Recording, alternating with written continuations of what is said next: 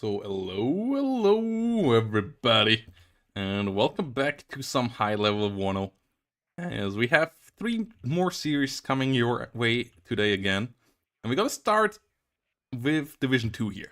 So sorry for the bait, but Division 1 is coming afterwards in 2 series, don't you worry, and this is a top match nonetheless, as we have Phoenix versus Cheech here in a match between the 2 OG US divisions. And what do you think about the matchup, Florid? And also, welcome back to the channel. Yes, thank you. These are gonna be some hype ass games, and I am already excited to see this matchup here. It is Black Forest. It's the long range engagement, deliberate gameplay sort of a map, and it with two maybe some of the most expensive and highest tech divisions in the game, with the most amount of super good equipment at high prices. And on both sides, we're already seeing some quite exciting picks here. You would think that 8th Infantry, being the close quarters center division of the two, would try to start out close quarters engagements early on.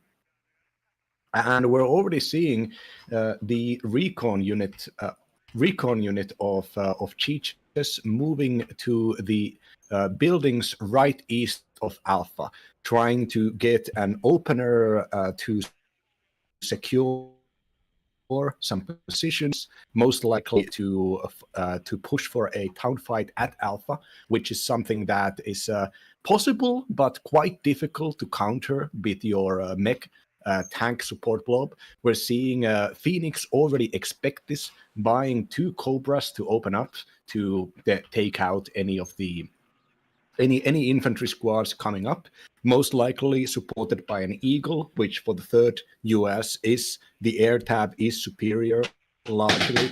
The fighters are superior here. We're seeing a Phoenix even buy multiple of the M150A1 recon vehicle to do some cheap screening on the northwest of Foxtrot here.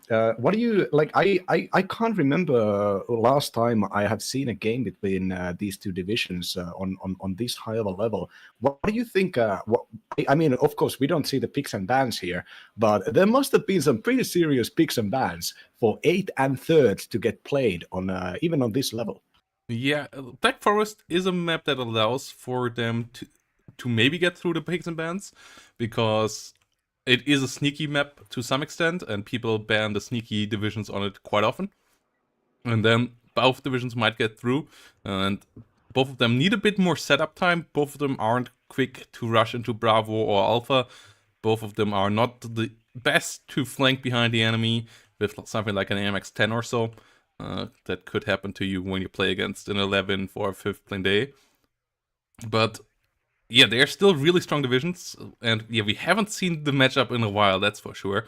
And yeah, the 2 OG American divisions here facing off against each other, M1A1s on both sides, Recon Bradleys on both sides, M150s on both sides. The 8th having the advantage when it comes to infantry in the shape of the mech rifles, which are fantastic infantry squads. They also get a bit more in general, and I have to leave it to you for a second because my door is ringing. All right, no problem. So I'm looking at the ranges here. What I'm looking at from looking at the Cheech's infantry deployment here, my favorite topic of discussion, veterancy. Quite low veterancy. Engineers Dragon and fire teams are being brought at 0 vet. Mech rifles, Dragon, and Rangers are being brought on vet 1. Rangers are special forces, of course. I believe the only special forces squad, or one of the only special forces squads that you can get at vet 1. This speaks of a willingness to play the game and grind the infantry fights, for the lack of a better word. I believe the fact that this is most likely comes from the fact that 3rd basically always, unless they are playing an IFV Bradley heavy aggro mid-game tactic, the infantry tab of the 3rd gets brought out on 0 vet, because the stuff that actually is going to carry the game is not going to be the aircraft troopers, it's not going to be the fire teams, it's going to be the M1A1 and HA Abrams tanks. And the superior larger infantry squads that the 8th can bring out will already beat the stuff that 3rd brings out.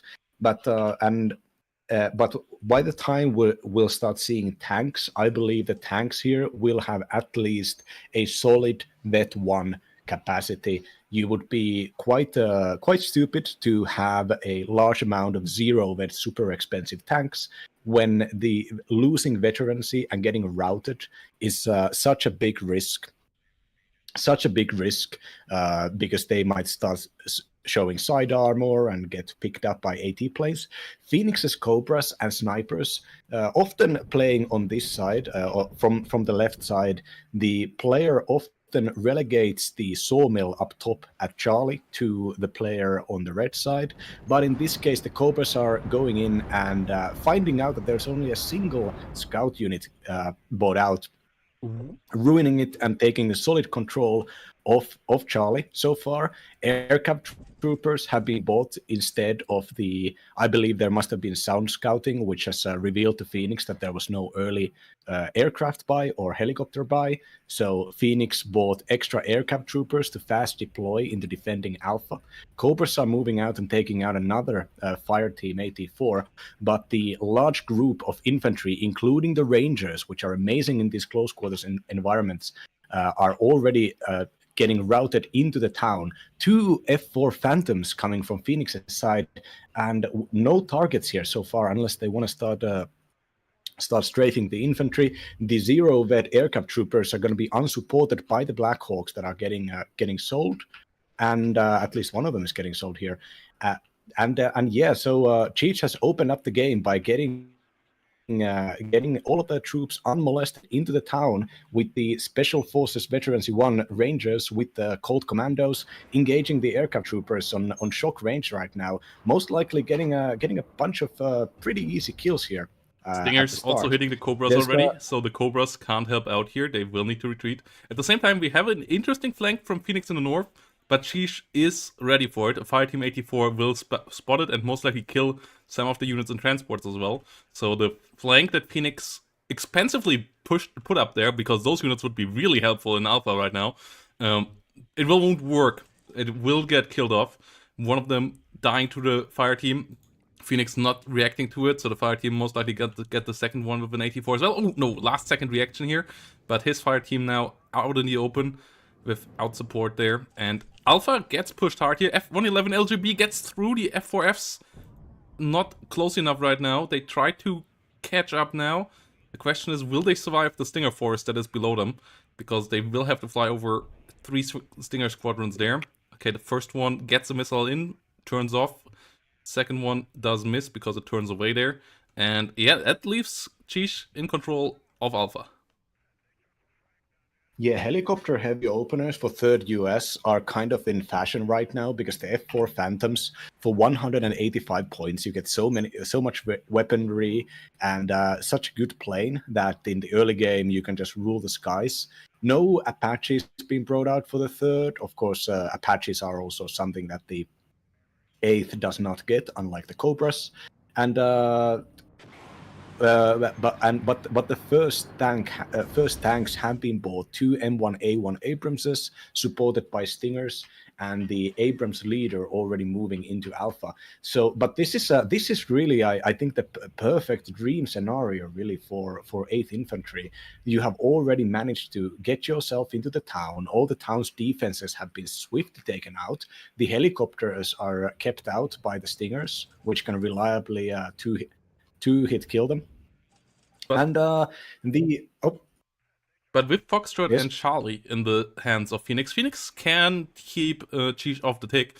So he could play for a wild strategy and just like give Bravo and Alpha and fight for the flanks here against the Red Force, just avoiding the towns and maybe even pushing for Delta with your heavier tanks, with your more sophisticated tank force that you can assemble versus 8. You just need to keep control of Charlie at the same time, and that's the question, if that can be kept and what Cheech can do out of Alpha with the infantry. Yeah, Cheech trying to get into a slight lead with the points, or contest the Phoenix a slight lead in the points by sending a blind unsupported mutt into getting sniped out by the M150, but still turning this into a temporary +1. So I was I got ruined by somebody playing 3rd Armored on this map exactly in this situation, by them realizing that they can just push to Delta and completely sidelining the town. But the problem with the town is that the town actually allows you quite a nice amount of routes to escape it. It's not there are some maps in the game in which positions that get captured, you can't really leave them. But in this case, especially if this game is going to go on for long, I doubt that Cheech would leave the possibilities of harassing the enemy from the town unused. And I also think that Cheech is a way better player than me, so they're already buying the Abramses and the Itos to cover the Bravo and Delta axis, so that any kind of late game tank attack that's going to go to Delta is going to have to face a large flank of ATGMs. Yeah, snipers also finding the mech rifles here quite nicely now, eating one of them up alive by stressing them out completely. Multi-patrol with M67s now trying to fight against that, but they get sniped out quite nicely. The snipers here doing an insane amount of work for Phoenix. They already dealt a lot of damage, now getting on top of the Ito even, and Cheech not really fighting that right now. Ito taking pretty heavy casualties now as well. Sniper dealing nice damage, and the M1A1's coming in now, and if the Itos are not in position, what shall stop them? So this sniper here really doing the work for for Phoenix, and Cheech starting to struggle in the south right now, but still obviously has both towns, and also starts to bring up some forces in the north for protection, and also potential movement towards Charlie later on. Oh, the early buy of the Paladin self-propelled gun to take out the Ito, or at least target the Ito, after Sniper has done a bunch of damage to it. The snipers with the 1,250 meter ground range are amazing. The ability to spot and target units when the sniper trait gives you 500% damage. It has been unused because the sniper stealth is so good, but their damage is also amazing. And this really shows that without something heavier, without a tank up here on IFV, the snipers can just freely do damage and also spot stuff for the artillery, and even give corrected shot, of course, because they're a recon unit.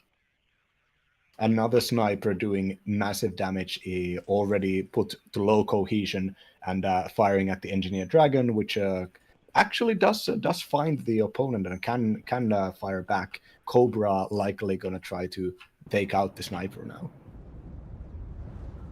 Yeah, a couple of fire team loss coming in now for Phoenix though, so Phoenix seems to still try to go for alpha here, not trying to go for the deep push, at least not yet.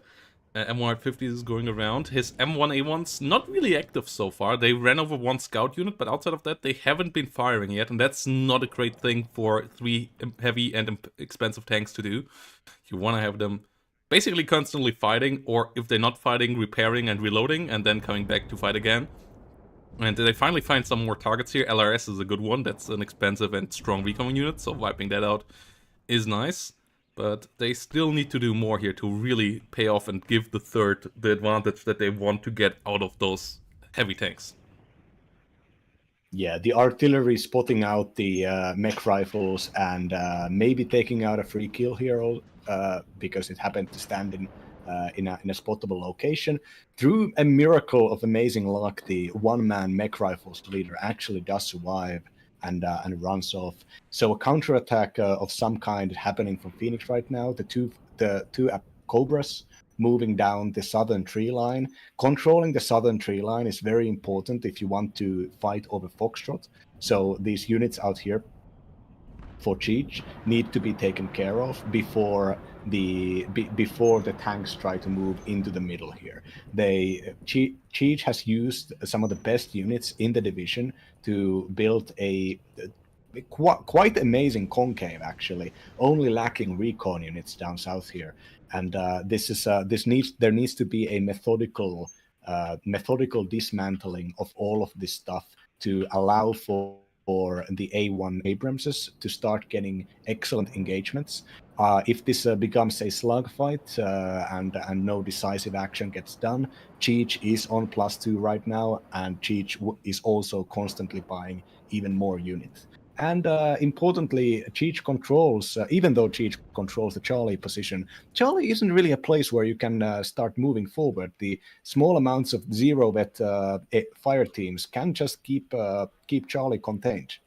Yeah, at the meantime, Phoenix assembling quite a lot of fire teams in front of Alpha, but Alpha is held by Rangers, and they outclass the fireteam laws, especially the unvetted fireteam laws that we see here from Phoenix by a lot, even with them only being coming in as at one vet.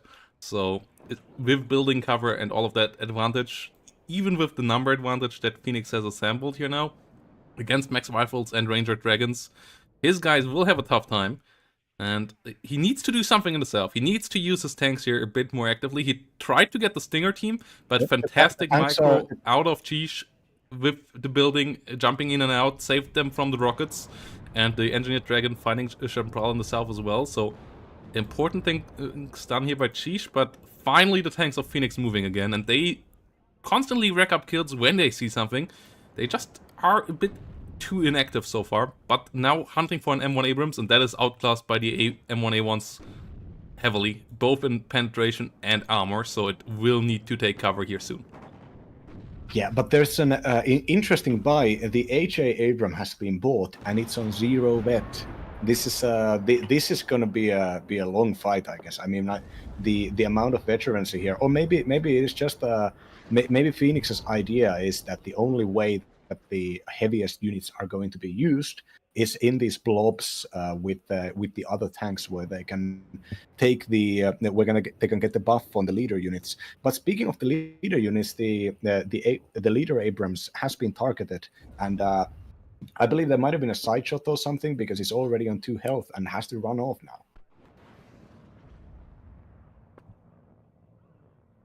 So far, I think that there's this philosophy of playing armored divisions in which you don't want to have too many infantry units, especially on 0 vet, because you want to spend your points into the armored stuff. A common mistake for people playing armored divisions is that they try to play as infantry divisions and end up not benefiting from the bonuses and from the best stuff that they can have. This is a problem that I have, and people there's this tactic in which people take, especially the infantry fighting vehicles, on higher veterancy to make sure that most of the points are always going to buy tanks and buying artillery and buying helicopters and buying all of the good stuff. And I really you pointed out this massive blob, like buying a single full card of Fireteam Law just to hold this one random crossroad here. I guess there is a logic to it. You don't want the enemy to push out and get into your reinforcement route, but really it does seem like those units are not going to be able to do that much. Though on the other hand, with the second artillery coming right out, way more scouts being ordered from Phoenix, some kind of a plan is obviously manifesting itself here. If he snipes the TOW 2s in the south and the ITOs there, his chances of pushing through there are pretty good, I would say. Has to repair the M1A1 CP that got damaged, so a supply vehicle needs to come there. And yeah, the fireteam laws seem to be a bit random there, seemingly a more defensively thought as stopping anything from moving through, but for that it's a bit of a too big investment into that sector.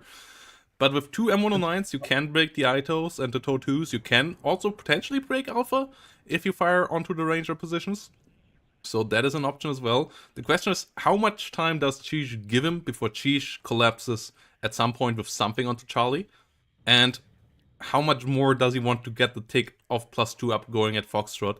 Because eventually that lead will become too big to overcome as well. And Cheesh also bringing in important units, M110 coming in. Protoss, you need to watch at Cheech's spawn. There is the funniest backline action I've ever seen in my life. The Peanuts has managed to get in there. Oh no, now they're a Rangers Dragon and they managed to fire back. Pivot gets caught. Ooh, but the Humvees? No, they don't get sold. That would have been really bad. The Humvees of all the other fire teams there have been sold. So those guys will have to walk eventually. But the Rangers Dragons find their Humvees again, and they will be able to move out. Otherwise, that pivot might have actually bought off its price if the Rangers would have just been stranded there and had to walk to the front line within 15 minutes or so. But this way around, it is fine. Yeah, there's an eagle. There's some chaparrals. I think there's a single chaparral, some stingers, and an eagle doing the AA work for Phoenix, and a number of Eyehawks has been bought for Cheech. I think on the longer term, even though the Eyehawks can and will likely be targeted by the artillery, I think the Eyehawks are just in general a better choice here. They're way more price effective, and now that Phoenix's attack has been building up here for long enough, for TOW2s and M110 heavy howitzer and like Bradley CFVs have all built up this concave. By the time the infantry starts moving up here, I think there needs to be air support for Phoenix to do damage into this concave. I don't know if they have their bombers in their deck. If they have, they sure haven't shown them. But so far, looking at Cheech's position seems to be way more powerful. But with the amount of tanks being put into the blob here and the Abrams leader getting revived and repaired, there's going to be a one engagement, and if that engagement goes badly for Cheech, the sense of the game, the situation of the game might just completely change immediately. Yeah, I still believe Phoenix gave him a bit too much time, and the death ball of M1A1s should have traded more constantly here. They might catch out the M1, two of them missing there. Even on max range, that is pretty unfortunate. The follow-up's now hitting a bit better, but the M1, which is a bit quicker, even with the stress now, is able to disengage. M1A1 being found, but only one of Phoenix's tanks engaging here right now. Now the others get to fire, dealing good damage, but a lot of TOW2s come out. These need to be immediately fired upon now. All the positions seen need to be hit by the artillery. Artillery is coming in against the ITO. The TOW2's not under fire yet, but that's still an important thing to shoot at. Once that is down, you can then try to go for the next one. Keep Cheech from being able to reposition them by fully threatening your M1A1s all the time, and maybe catch the zone at this in the meantime to stop the tick at least, as you're already so close to Foxtrot here. Artillery still needing a second here to get it online though, and Cheech preemptively moving the ITO, really good move there. Dodges the artillery, fantastically done. Yeah. Some amount of mistakes here happening from Cheech. Cheech has not fired their artillery, even though they have two heavy howitzers. Oh no, now two LGB planes coming right up. These LGBs are going to target these tanks here. If they can get a couple of crucial kills here, this attack might get slowed down way more than Phoenix can deal with. Yeah, good hits by the ATGMs as well. Oh. One of the F111s goes down. The others, the M1A1's getting hit as well. M1A1's pretty close to dying. Second run gets the leader, and the others have to be brought back. The LGB bomber is all going down, but there are... Okay, Phoenix brings up a M1A1 HACA, but there are no other M1A1s coming in for here. As Phoenix's latest investment was into the north with more fire team units there, but that is not really helpful here right now. And he didn't capture Foxtrot. Like, if he would have captured Foxtrot here and kept it at an 800-point lead, I would say, okay, you can come around later. Oh, he's trying to do it now with an UH. Oh, that is risky. There is a Stinger around. Ooh. If the Stinger finds the first hit, oh, it finds the first hit. This is going to be clutch for the UH. I don't think it can land before the second shot of the Stinger comes out. Or just barely make it. It just barely makes it. Okay, this is key. This capture of the UH leader here is really important. The TOW2 is coming for it though, and the TOW2 gets the hit, at least reducing it to a +1, but still unfortunate there. Landing it slightly at the wrong spot, is a bit too far forward, otherwise the TOW2 would not have been able to spot it.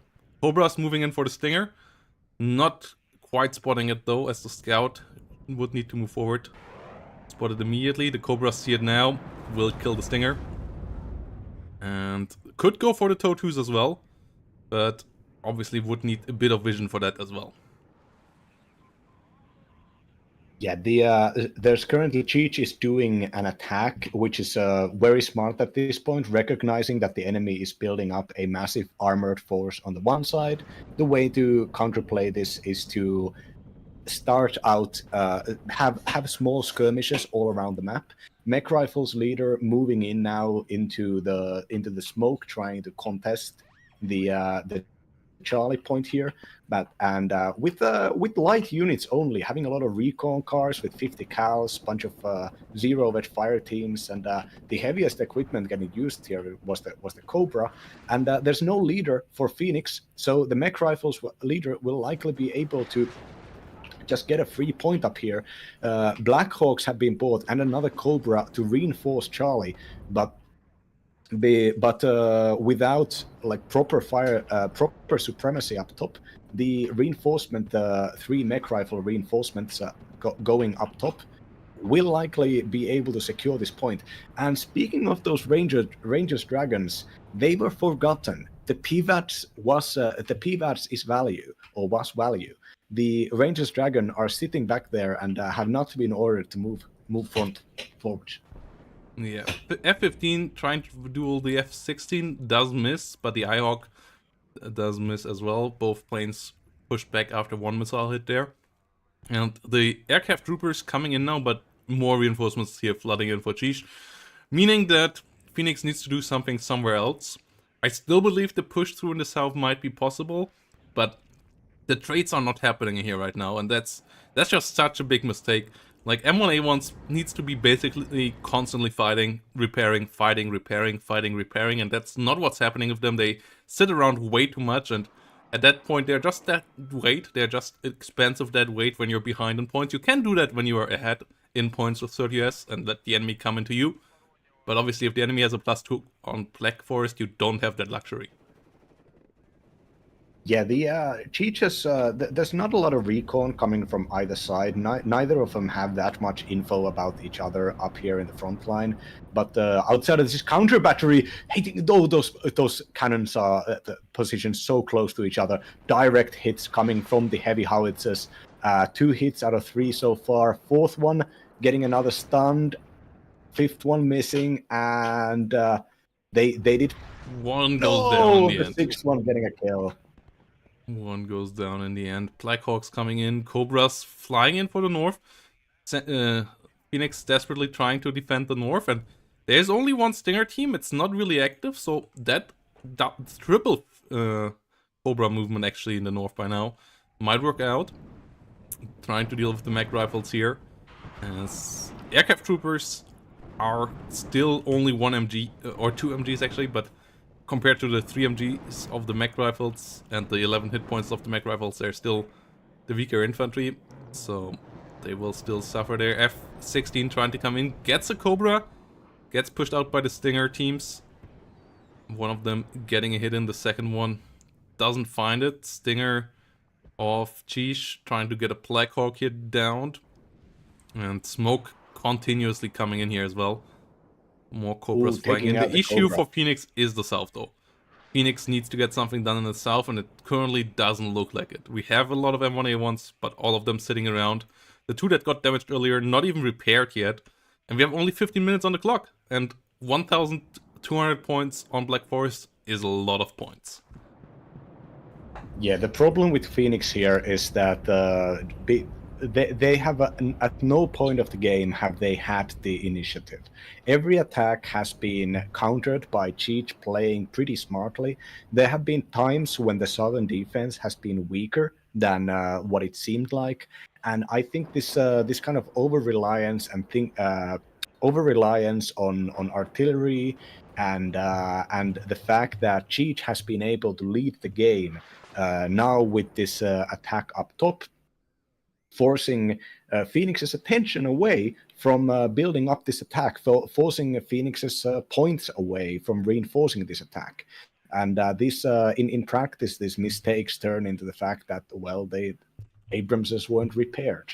And now, once again, Cheech has managed to get a preferential engagement, this time with infantry, and earlier on, the preferential engagement was quite a few TOW-2 missiles and ITO missiles being able to mentally hold back the entirety of the 3rd battle group. The 3rd has had the supremacy when it comes to vehicles and units for a long time here, and every moment that the attack doesn't happen, the supremacy gets less and less. Yeah, we have a lot of ATGMs. The M110s really coming in now. More M1A1s coming in. The northern push of Phoenix here to try to salvage the situation in Charlie might work out here now with a Cobra and an Apache coming in. Clean house, but as I said, it will only reset or stop the tick here.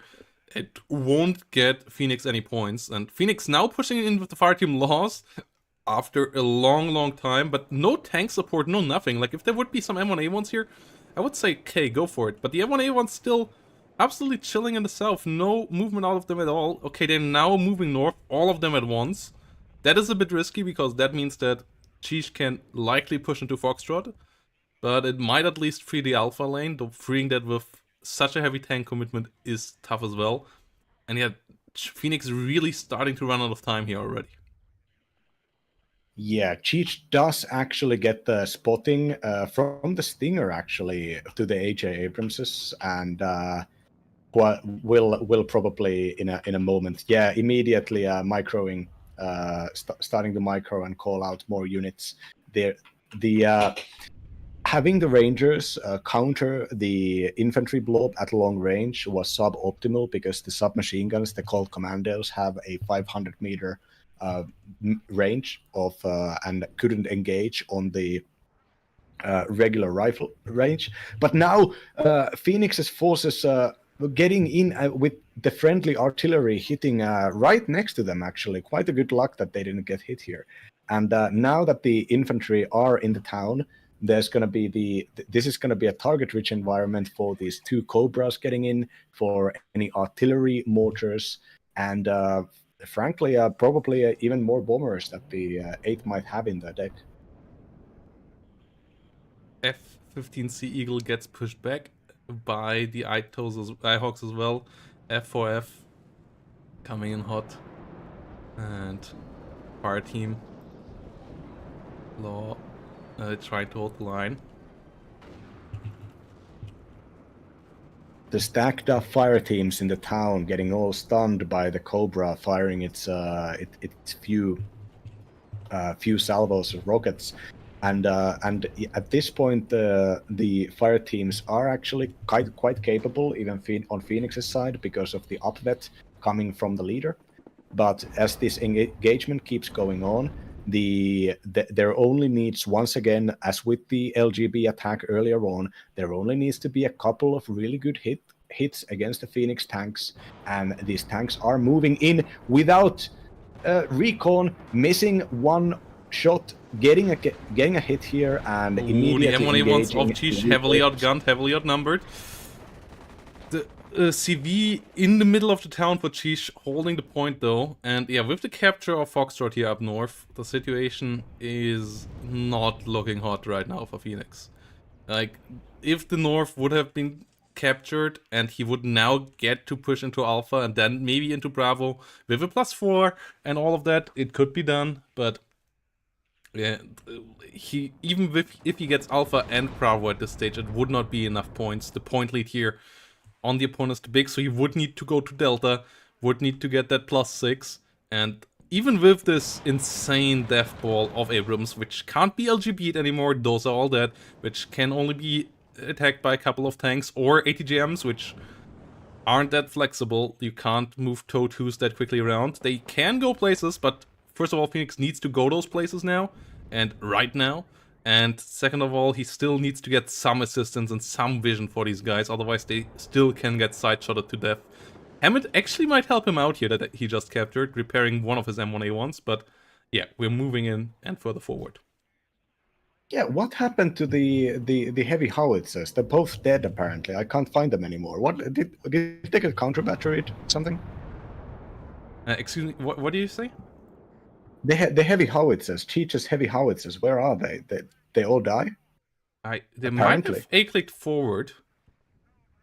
Oh well, I by guess. Accident when running out of ammo. I don't think. I'm not quite sure where they are right now. I don't think they have secondary weapons though.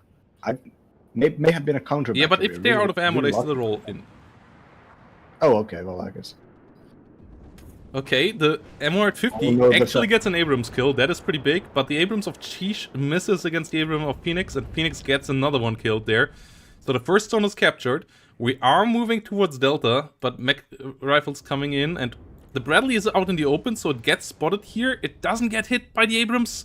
Abrams, unfortunate there. iHawk under attack.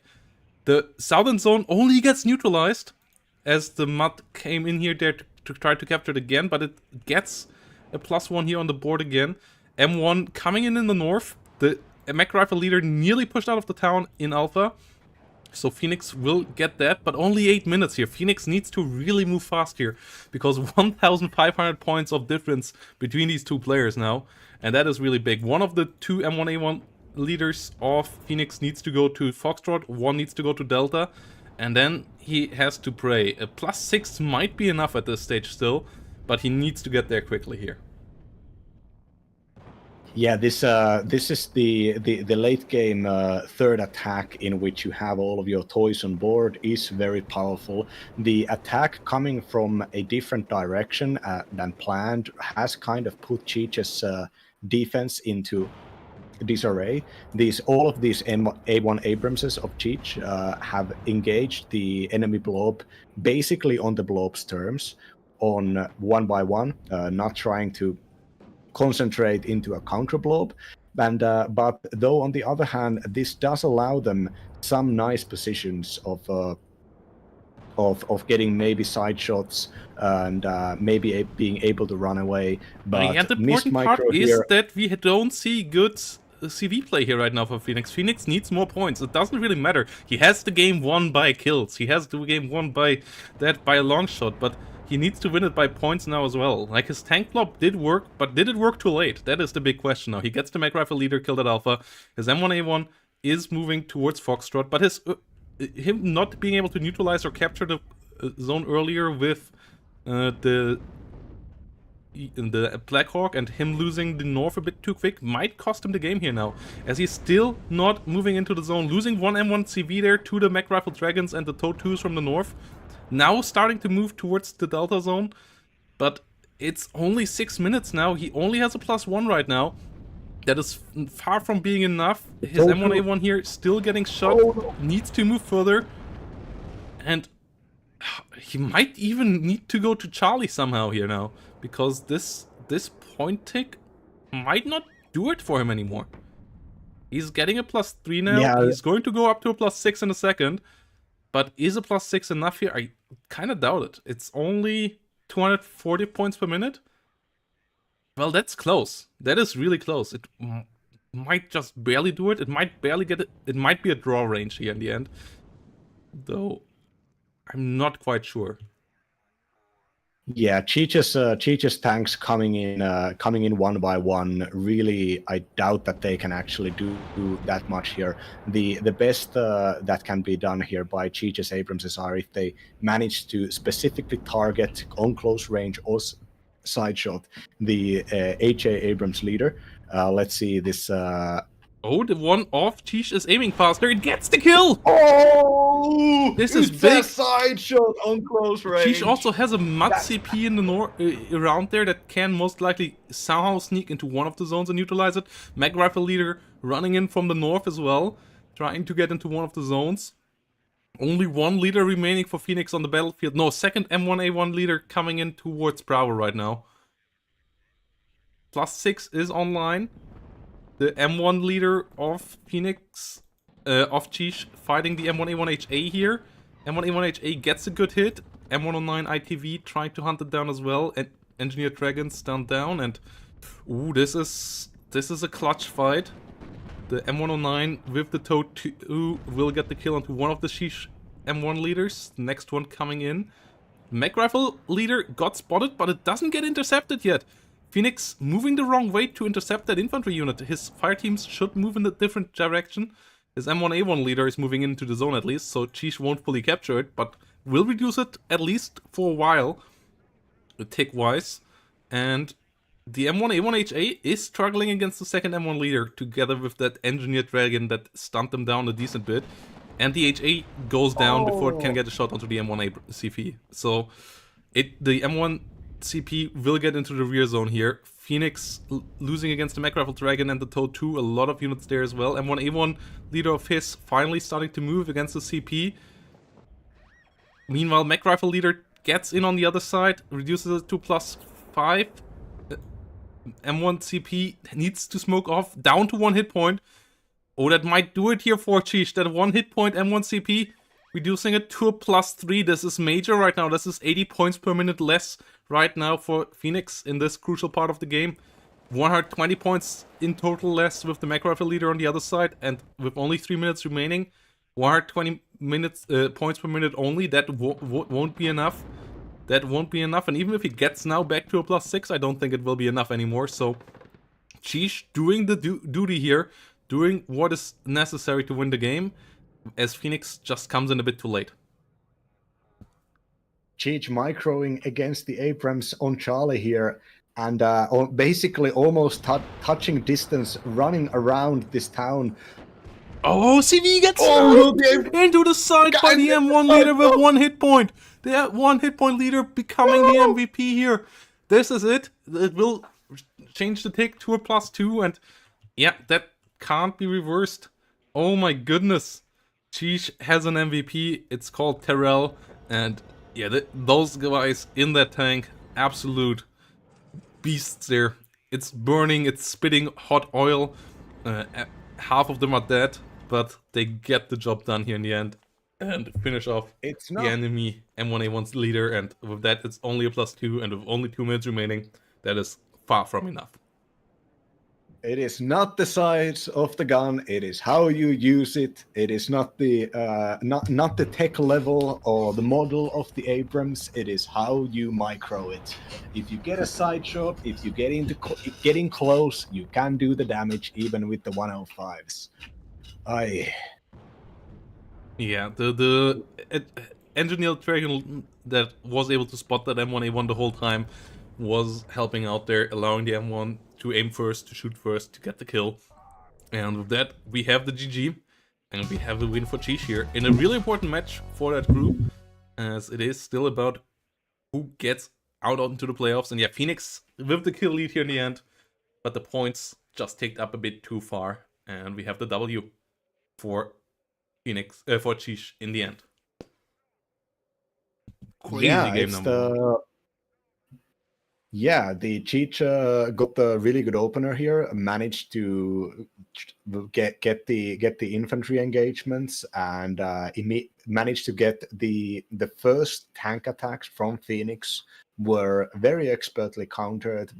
The tank attacks attacked basically the worst positions that they can attack. Complete concave all around, very little recon getting targeted by and spotted by forward units such as the Stingers, the artillery managing to keep the artillery managing to hurt and counter battery, as well as take out random recon squads from Phoenix's side, and Cheech's artillery getting relegated into firing at ATGM positions, which just never manifested itself. Yeah, there is an alternate timeline here in which Phoenix would have attacked a little bit sooner, would have attacked a little bit more, and would have tested the defensive capacities of Cheech's defenses. But as this testing didn't happen, these good trades didn't happen, the game just took way too long, and the defenses were always just way too powerful. But you could see how amazing that tank blob was, and if the tank blob had tried to push that way through the town, maybe with the infantry earlier, maybe there wouldn't have been enough tanks to whittle them down. Maybe there wouldn't have been enough defense in depth and ATGMs out there. But who knows? Phoenix's attention was taken away with the Charlie fight, and that is the way you counter expensive tank divisions. You don't engage the blob. You try to fight everything else except the blob. Yeah, and really well done here in the end by Cheesh, getting the W just barely across the finish line, and With that said, really excited for game number 2 between these two, as they really fought it out till the end here. Close fight for sure. Both OG veterans of the league as well, as they both have been in season 0 of Warner League back in the day, back in early access, in the early access stages. So really excited here for game number 2. Quick break, guys, and then we're gonna be back with the second map.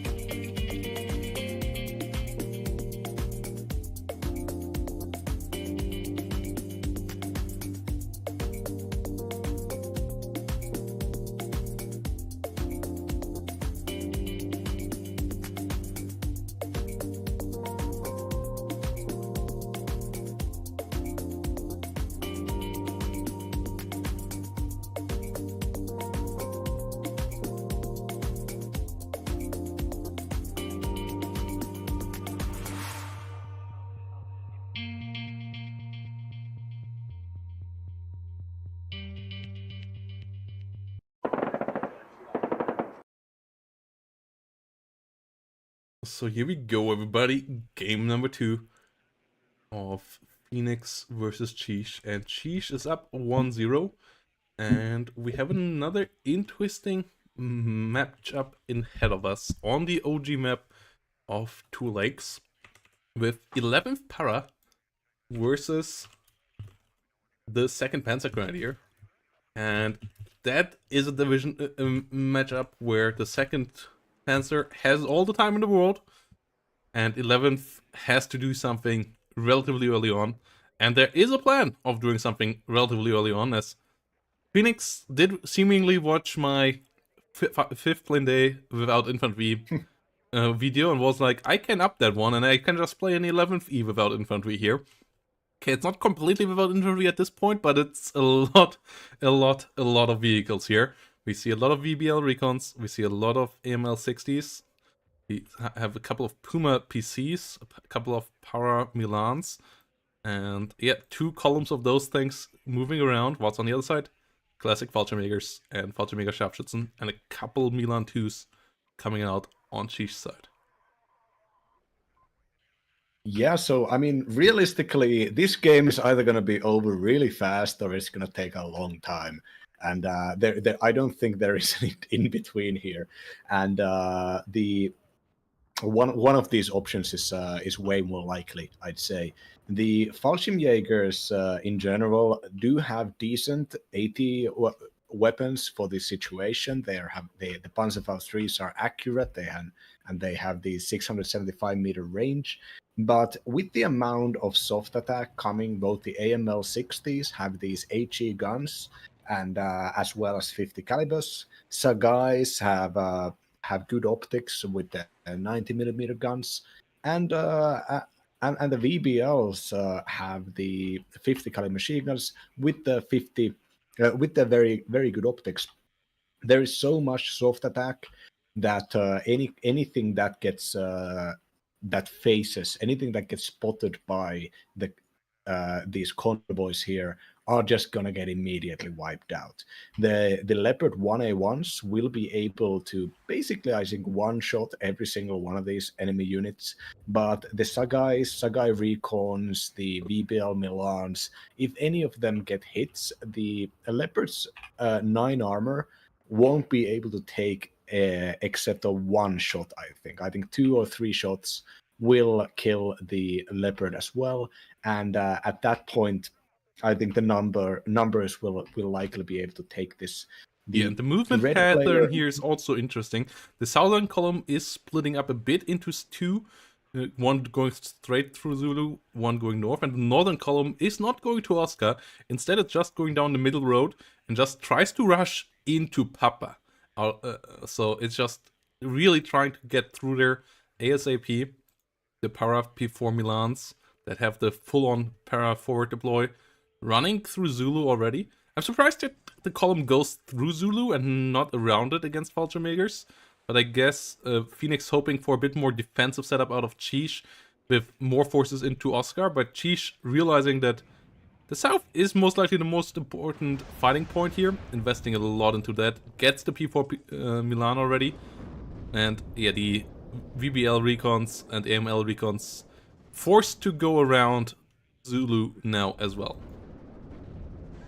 Yeah, the driving in there and giving some free kills to the fast-firing Panzerfäusten would have been would have been a big mistake here, and the Pioneer Flams will be completely meaningless. They can't fire, they can't really do anything here. They're just out there to buy some time for the tanks to engage here. And Looks getting some kills though. One of the Panzer Fallschirmjägers also got a bit of kills, so the plot already induced a bit. The one formation to the center only lost one vehicle and got the clear. But Tornado Mehrzweckwaffe being bought. Yeah. Interesting choice.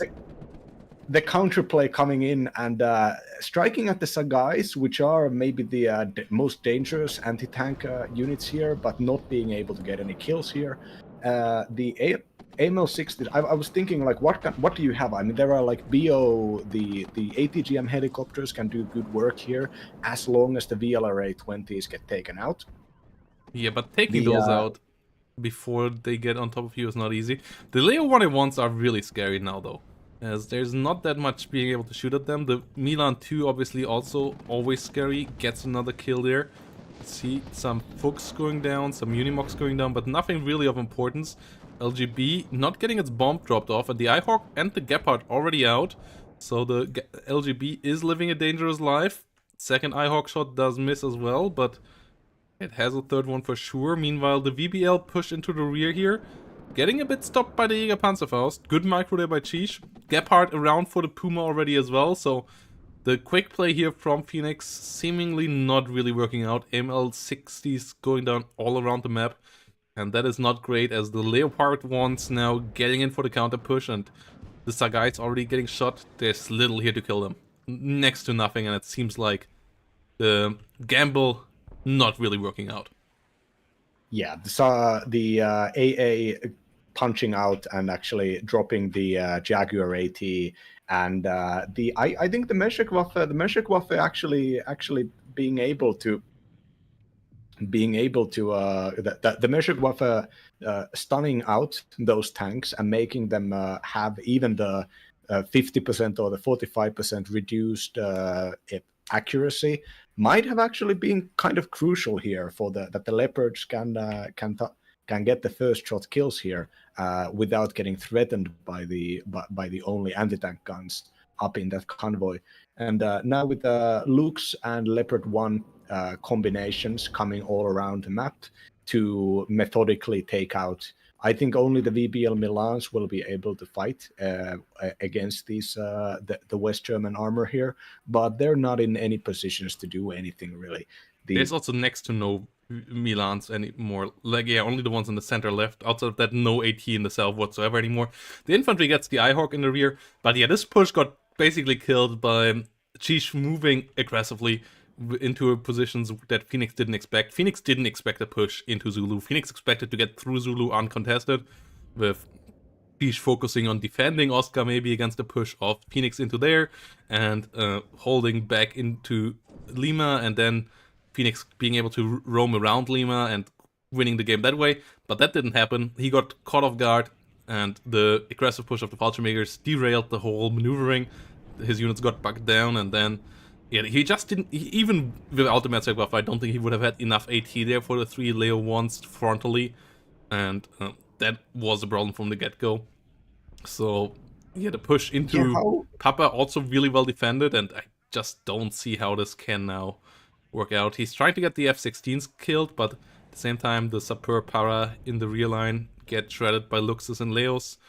He doesn't get the aircraft, and we're seeing Chish pushing towards Alpha already.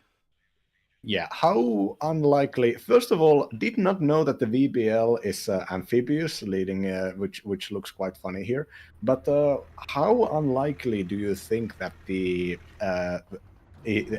that it is that the second Panzergrenadier player has the Fallschirmjägers up? Of course, in a standard matchup, you would not want to send your Fallschirmjägers into the town at Zulu, because you expect the enemy to have way more powerful forward deploying units out there. And I think in this case, Cheech playing aggro, Cheech having the small amount of infantry out there just was I like, how unlikely do you think that is? Because I think that's actually pretty standard, even against something like 11. Yeah, I don't think it's super unstandard. It was still a gamble here from Phoenix that it wouldn't go this way though. And yeah, I mean, there is a decent chance. Like, this was just a coin flip from Phoenix, and it didn't work out. We see that in RTS quite often with openers like this. Like, you have to take a risk in RTS games to win against your opponents if they're on a similar level. And we saw in game number 1, Cheech is on a similar level, so Phoenix tried to go with the coin toss here in game 2. It didn't work out, and yeah, we see the result here. We see an airmobile trying to come around in the north, a bit of air bullying attempted now by Phoenix. That could still do something, but I'm highly skeptical of it doing enough. VBL Milans and P4 Milans getting shut down in the middle by the Leos already. One more Leo might go down here. No, the VBL Milan misses, and it's still known, and the Leo 1 disengages by now, gets out of there. More Leo 1A1s coming in, more infantry coming in. Gazelle hot here, getting a Unimog, but already getting shot down by the infantry, and Phoenix trying to be sneaky here now with the VBL recons. They might even run out of... No, they won't run out of fuel, but with the 50 cal, they also won't achieve much in the rear. Tornado versus F200. F1C200 Mirage. The LGBs coming in. Yeah, air bullying might be a way here, but air bullying second Panzergrenadier is not that easy. They have Ihawks, they have Tornadoes, they have potentially the Belgian F-16s as well, and dealing with all of that is not easy. Yeah, dealing with all of that without having any ground game is not really possible here, I guess. But so even when you are playing as a defensive second Panzergrenadier, wouldn't that kind of necessitate investing a bunch into exactly these Leopard 1A 1A1s and Marders, and there was no counterplay against the Marders. This was it looked like the Phoenix's opener really looked like it was a it was solely going against soft units. There was basically only soft attack with very little hard attack. Well, he But one-shot the Leo 1A1, so if there's only one or two, your VBL Milans, they have the Milan 2, they one-shot them. And you have planes yeah, as yeah, well. but If the enemy invests into Leo 2s or anything like that, you just kill them with the Jaguar AT. I think the plan here was sound. I think there was enough AT for the usual amount, but 3 Leo 1A1s in one spot, plus the defensive Fallschirmjägers that or like the really aggressive Fallschirmjägers that get into a position where they already can shoot down one or two of your units and take you out of the positions that you want to take. Like, that was just a killing blow. I think out of the force composition, there was enough AT there to deal with the normal amount if the forces are a bit more split between north and south. But yet, she's realizing that he wouldn't be able to hold the north against the consolidated push anyways, and that by that doubling down into the south, I think was what cost Phoenix the game here. yeah, I guess, but all like the investment of the early mech, the cheap mech with the Leopard 1A1s and Martyrs, it's just so common. And the Milan 2 cars went into the middle, which is smart because you can, of course, they have good stealth, so they can pick out reinforcements. And the ERC 90s went down south. But even another standard push against the airborne attack on this map for second Panzergrenadier is the masked martyr, and the masked martyr would have also taken this out, I think. But like you said, it's a coin flip. It may have been a 1 out of 3 coin flip, but yeah, nevertheless, all-in openers. I'm happy that all-ins are risky and not that great. Nobody wants to go back into the good old early access wooden box recon vehicle openers, in which using second Panzergrenadier actually, a wooden box used to be able to just ruin people with scimitars and luxes. Yeah, and yeah, in the end, this failed. It's still a cool idea. I like the basis of it. I don't know if the Two Lakes is the right map. I don't know if the right pathing was chosen. I would have gone the northern road and avoid Zulu as well. But yeah, Phoenix attempted here. It failed. It looks really spectacular in its failure, but in the end, KD actually was not that far off, and it would have only needed a couple kills early on to really snowball out of control. That snowball didn't happen, and in the end, we have a 2-0 for Chish here in this group stage. And now jumping up to the Division One playoff games, which players are we going to see next, Protoss? Yeah, we gonna see a bit of Division 1 action between NEF and Pro Commute. So that is going to be interesting. By the way, It is the fast master against the slow master, I see. yeah, before we leave here, let me check if the results. Yeah, the results are already in. So Chish currently in the lead in that Group D, and in a good position there to move out with 2 wins and a draw. Phoenix with 2 losses in a good bit worse position. So we're gonna see how that all works out. And yeah, we're gonna go into a bit of Division 1 action now. Yes.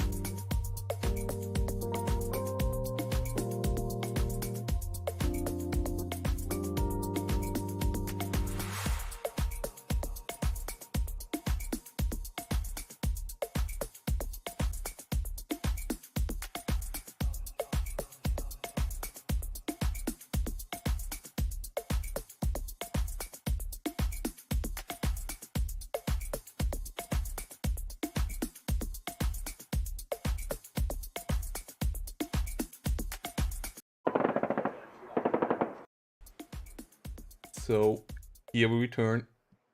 Match number 2 of the day. Division 1 now. Between two really strong players of past tournaments. Two of the favorites for the tournaments in general. As we have on the left side, Bro Kami bringing in Burcom. And on the right side, we have Neff with 27th guards. Death Row is the map of choice between these two here for map 1. With Burcom, an interesting map to choose. They have a decent amount of heavy tanks. They are more infantry focused though, and infantry play usually not the complete key here.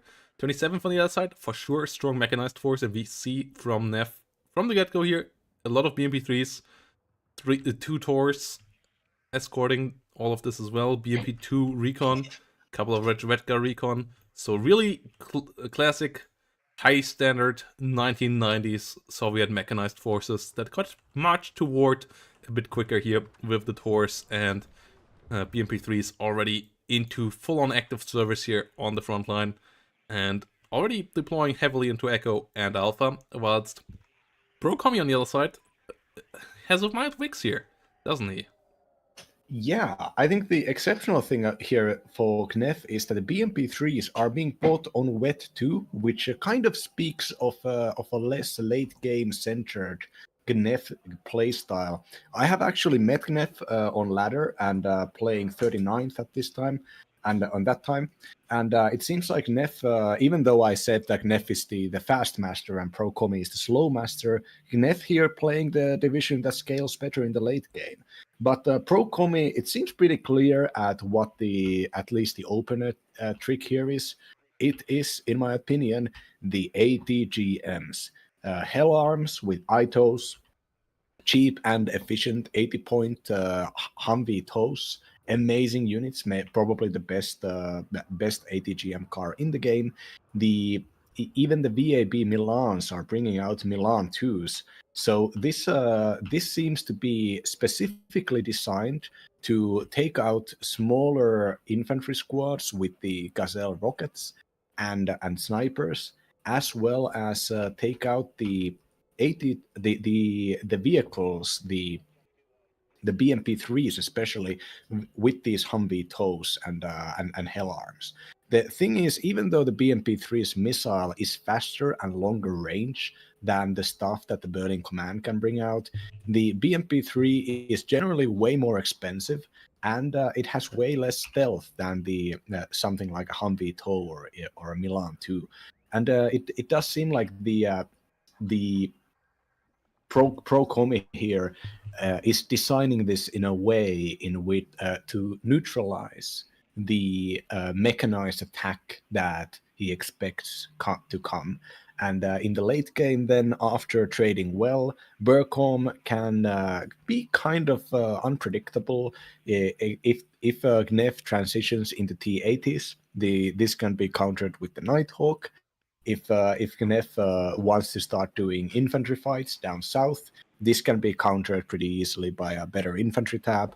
And as long as Pro Comi is able to trade well here against the BMP3s, I think this is absolutely not a bad matchup. And 27th doesn't have the best air tab. They only have 2 cards of Strikecraft, 1 bad bomber, and 1 good AT plane. So the lack of anti-air doesn't hurt Berlin Command as much as it generally does. Yeah, Spetsrad Redga in the north, trying to fight the Gazelle rockets. Fox trying to come around for the Spetsrad Redga. At the same time, Gazelle rockets about to open fire there. BMP3s rolling in the center, and that's the death ball kinda. Oh, the Su-17s with the big rockets trying to come in, but it misses the Foxes completely there. That is pretty embarrassing. The Spetsrad Redga doing a good job here as well. BMP3 from the north sniping one Fox immediately, and Gazelle and Lynx Hellarms under fire. One goes down immediately. Su-17 still alive, so decent kills here. But yeah, BMP3 has to be careful. Gets ATGM out against the Humvee TOW, but it misses and smokes off just before the Humvee TOW can get on target. Harrier HAA here, seldomly seen guest on the battlefield, but nearly gets the Su-17 as the Tors, too deep in the forest, struggle to get the AA missiles on target. Yeah, those Tors were on move command for a moment, and they were also under fire, so they did have to run. Otherwise, with their 70 point accuracy and the kind of mediocre ECM and bad speed, could have easily gotten the hit there. Pretty good luck for the Harrier. Though the Harrier's missiles are not the most modern AIM-9 Sidewinder, so they also couldn't get the kill here. So Berlin light rifles in a forward position on a 0-vet armed only with the recoilless rifles are getting engaged by a BMP3 and its friends. And this so far the Berlin light rifles seem to be a sacrificial unit because there's a bunch of stuff behind it that can actually kill the BMP. But with another Harrier and now a stealthy Nighthawk coming out and taking out the BMP3, revealing that indeed the Berlin Rifles' job was simply to act as a spotter, a force recon unit, if you wish.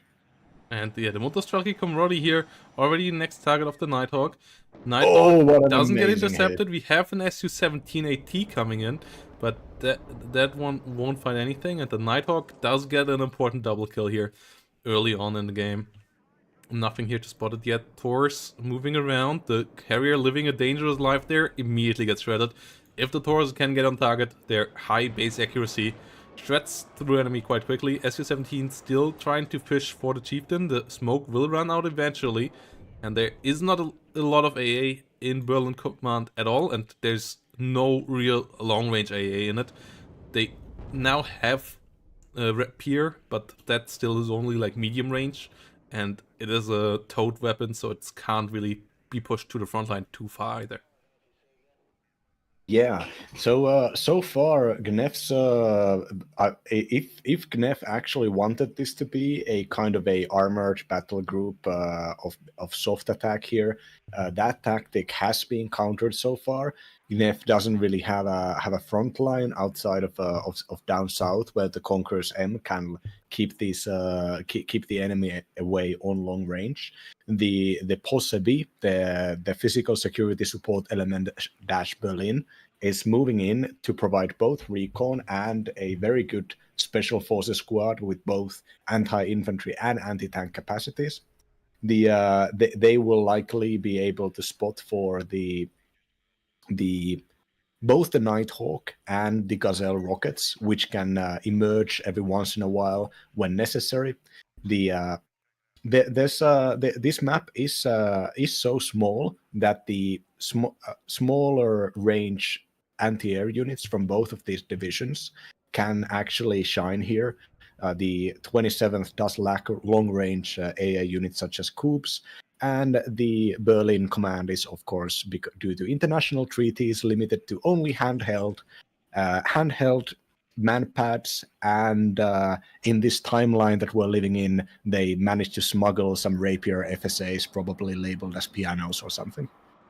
Yeah, Milan 2's moving around, trying to get into a position where they can snipe some more BMP3s in the future.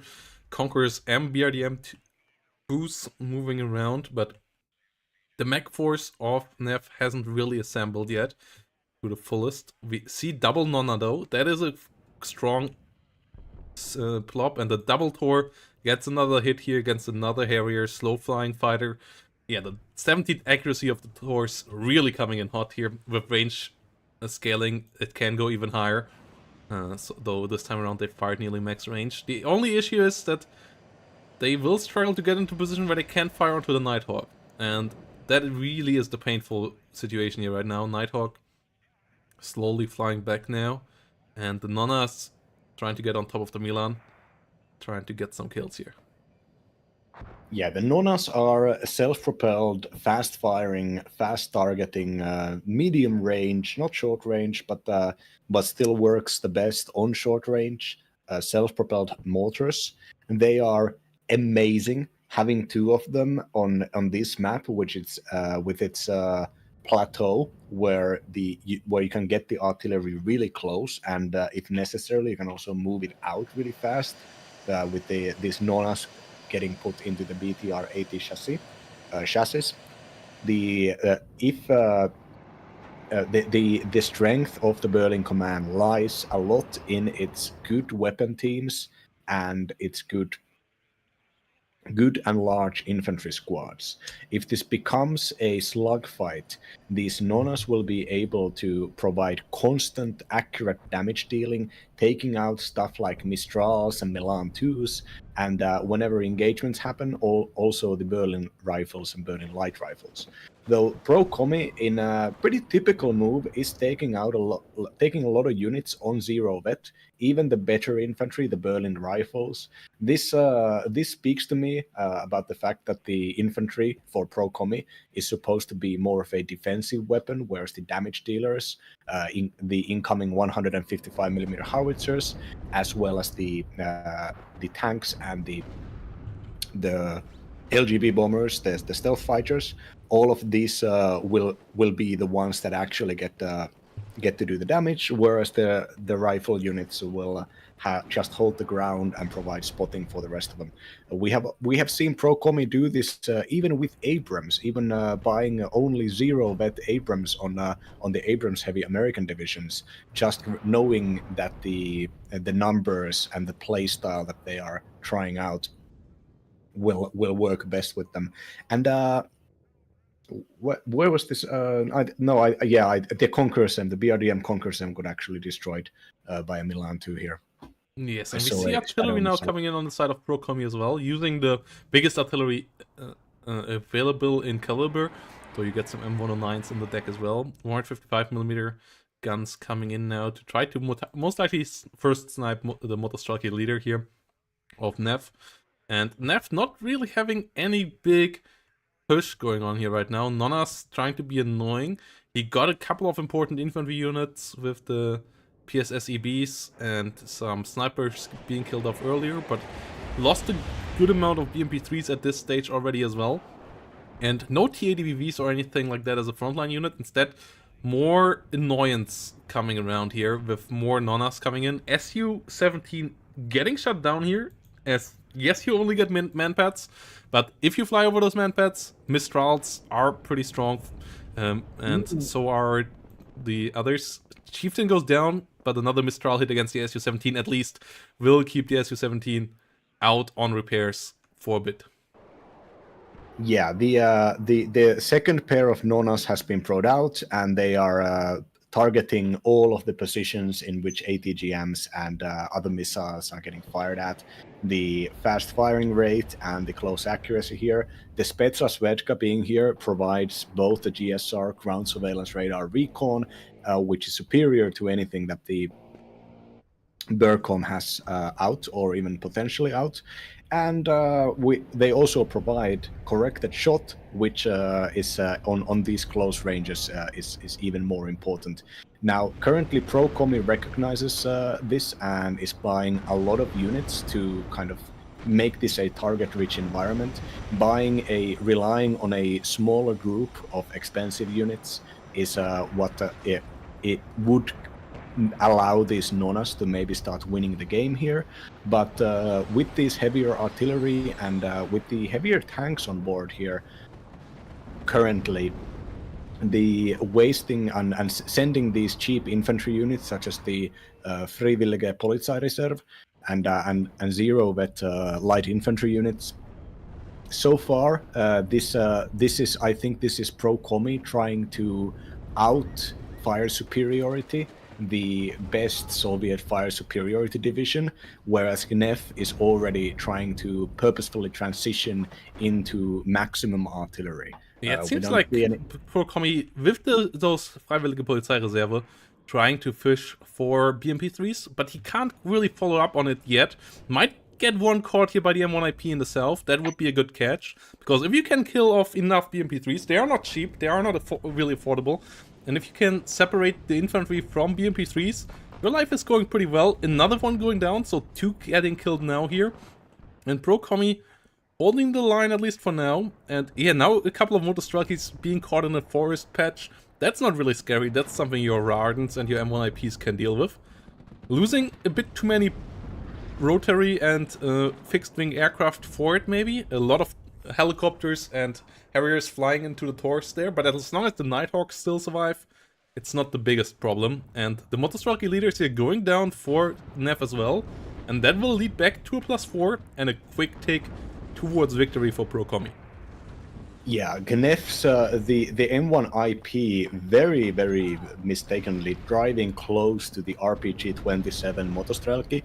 The RPG-27 is I think the second most powerful, or maybe even, I think it's the second most powerful Soviet ATGM, but it's a disposable launcher. Has the same damage as an Apilas, and better damage than a low 80, but only 500-meter range, so it's nowhere near as useful as something like an Apilas. Only if the enemy makes a crucial mistake and drives into the tiny 500-meter engagement range can the 4 shots immediately, very quickly ring out and take out even the IP Abrams. Yeah, Nonas being pushed back here. They tried to still get a bit more kills here onto Milan 2s, onto Mistrals in the center. But the lack of BMPs now is a problem. Neff needs more of them on the front line, buys more, but the Motostrelki plus BMP3 package, you can't even afford 2 a minute because they cost 135 points, so it is pretty expensive to bring that up. And if you lose your BMP3s then on the front line before you get enough of them to shock and stun and permanently push away enemy tanks, you are in trouble. And that's where maybe a TADBV that is a bit more survivable could be helpful to like take those hits and keep the enemy busy. But Neff is the believer in the BMP superiority and is bringing in more of them right now. BTR in the south though, about to get sniped again, and that will cost him another CV here most likely. And with that also potentially another tick. Okay, gets the next BTR in the other zone. It's pretty scary. Neff actually on a +2 here right now, but the protection in front of his BTRs is next to non-existent. Oh no, the Nonas are T-moving. Gnef saving them finally. After running out of ammunition, they were almost going to get into the fighting range of the Abrams, but not quite. the artillery once again, actually not aiming at the BTRs right now, but aiming at the Motostrelki RPG-27, not realizing that they were already out of ammunition.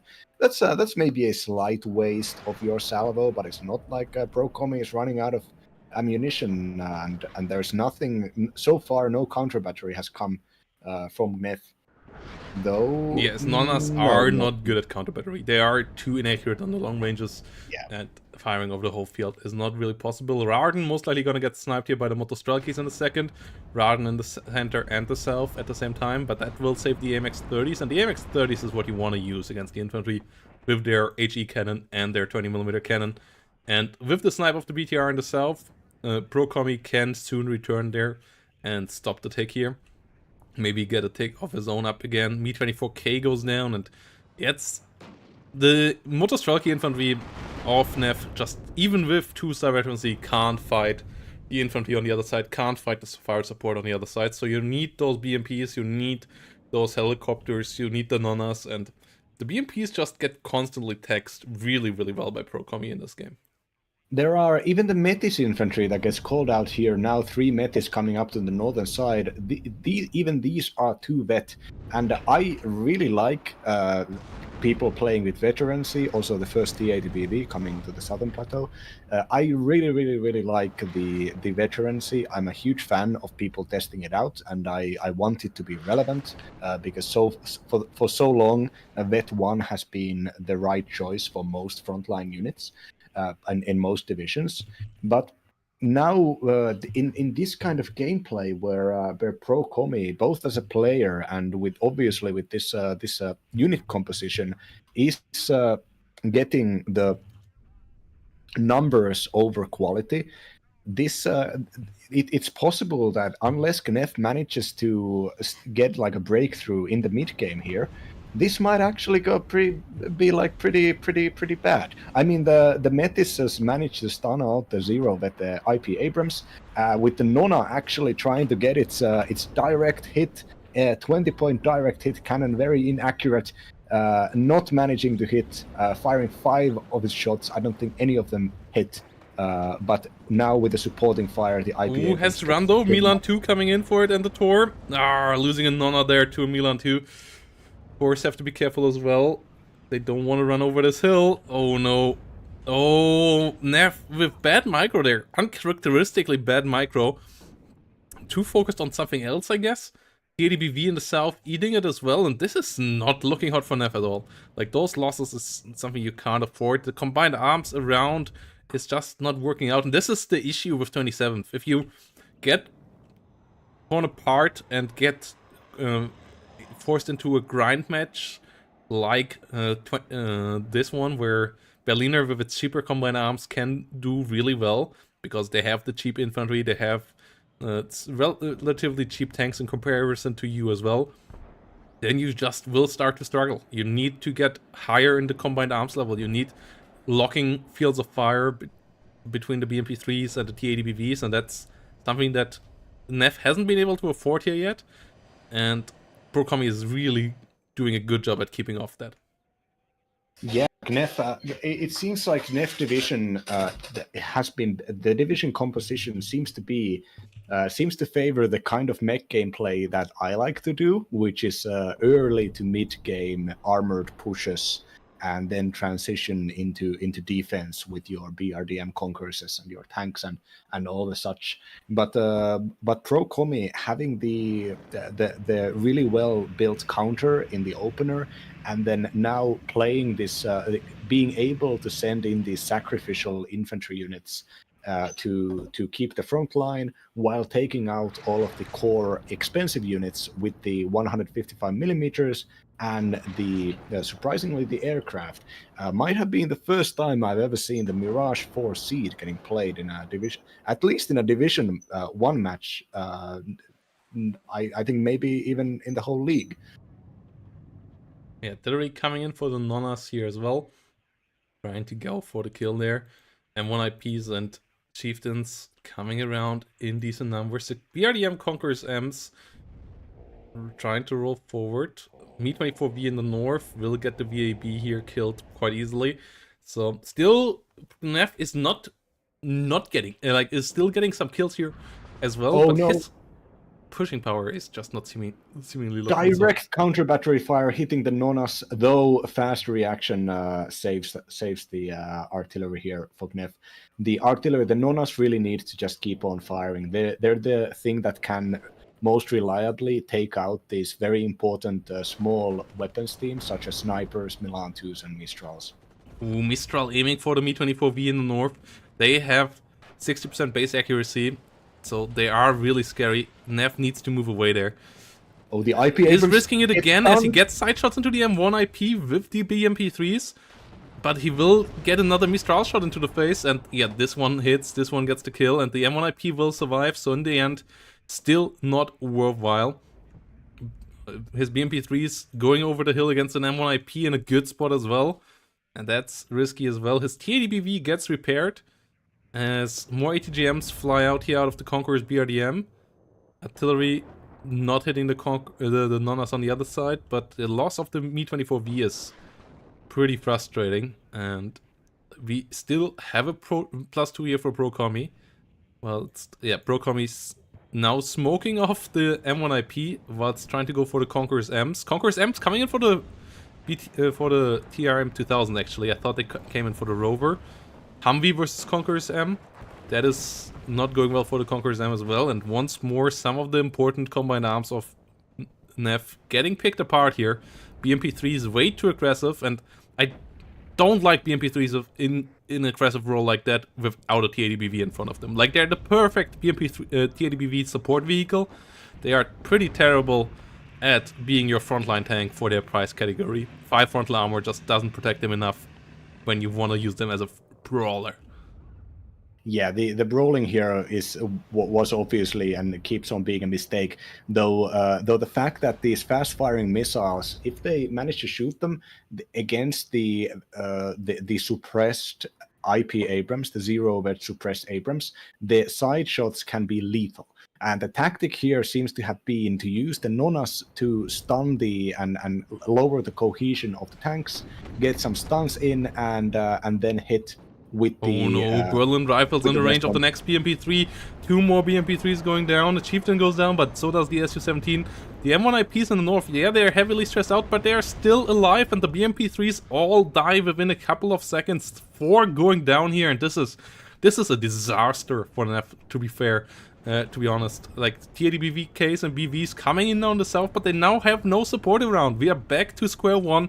Neff not having the combined arms you want, not having the combined arms you need to break this position of Berlin Command at this stage. Yeah, that was such an overextension there, because now that there are 2 tanks, both the leader and the regular T-80 are now ready to brawl, but all the fire support units were sent in and overextended to try to get the kills earlier. That was such a massive misplay, because even the T-80BVs are vet 1, they do have the leader here, and the Cobra missiles on long range, even if they penetrate the IP Abrams's armor by 1, the suppression is crucial here. The fact that if these T-80BVs, supported by all the ATGMs, could actually get into the fight, that could have been a successful fight. And now the tanks are going out there with way more limited support. Though on the other hand, the bombardment has made it so that there is no supply, and the Milan 2 in the front, as well as the Abramses, are unrepaired. There's no missiles, and the tanks are not in combat capable. So maybe not everything has been done. It all depends on this Harrier. No, the Harrier does not actually get anything done. It's running off here. Lost the spotting. Though the Posse B may be able to get a crucial hit here and taking out the BTR-80 and getting some frontal hits against the TADBV. Not doing a lot of damage frontally with the 84 though. 84 decent penetration, but the TADBV's frontal armor. But the cluster comes around again, and it finishes it off again. Good cluster coming in for the Strela here. No, what is it coming in for? I have no idea. But the got decimated so heavily. The seed plane actually getting the Strela killed there. The Taurus that ran into ATGMs too many times here, costing Nev dearly, as otherwise those Harriers would have most likely been shut down like the Harriers we saw earlier. The Taurus did a fantastic job cleaning house with them, but after losing Taurus to ATGMs, the situation changed completely, and that's once more here, combined arms just not being there. Nev losing too many units before he has reached the critical mass that 27 wants to reach, and is getting punished for it time and time and time again here by Procomi, who plays the Berlin command absolutely fantastic. Yeah, there are very few mistakes have been made by Procomi, and even though Knef's tactic here obviously speaks of planning and thinking, the execution has not been up to par with what Procomi can bring out. Procomi is a player that very reliably just makes good decisions and plays well and understands the positives and the negatives of both units and different unit combinations. And we've often seen Procomi be able to use stuff like zero vet main battle tanks in their advantage. In this game, we saw Procomi use pretty mediocre units in a very very effective way by combining them with the very special killing capacity of the Nighthawks and the Yeah, and Nighthawk is doing a good job. M1IP is doing a fantastic job against BMP3s and Strelas. Well, light rifles in the right spots as well with their fantastic AT weapon, and just taxing the BMP3, P3 and BMP2 blobs time and again as they were just out of position. Death Row just not quite the perfect map for those ATGM kind of vehicles, because they have to push into gun range, and then the M1IP gets the first shot, gets the first hit, gets the damage in, and can kill off the BMP3s quite quickly. And yeah, Procomi did this absolutely fantastically.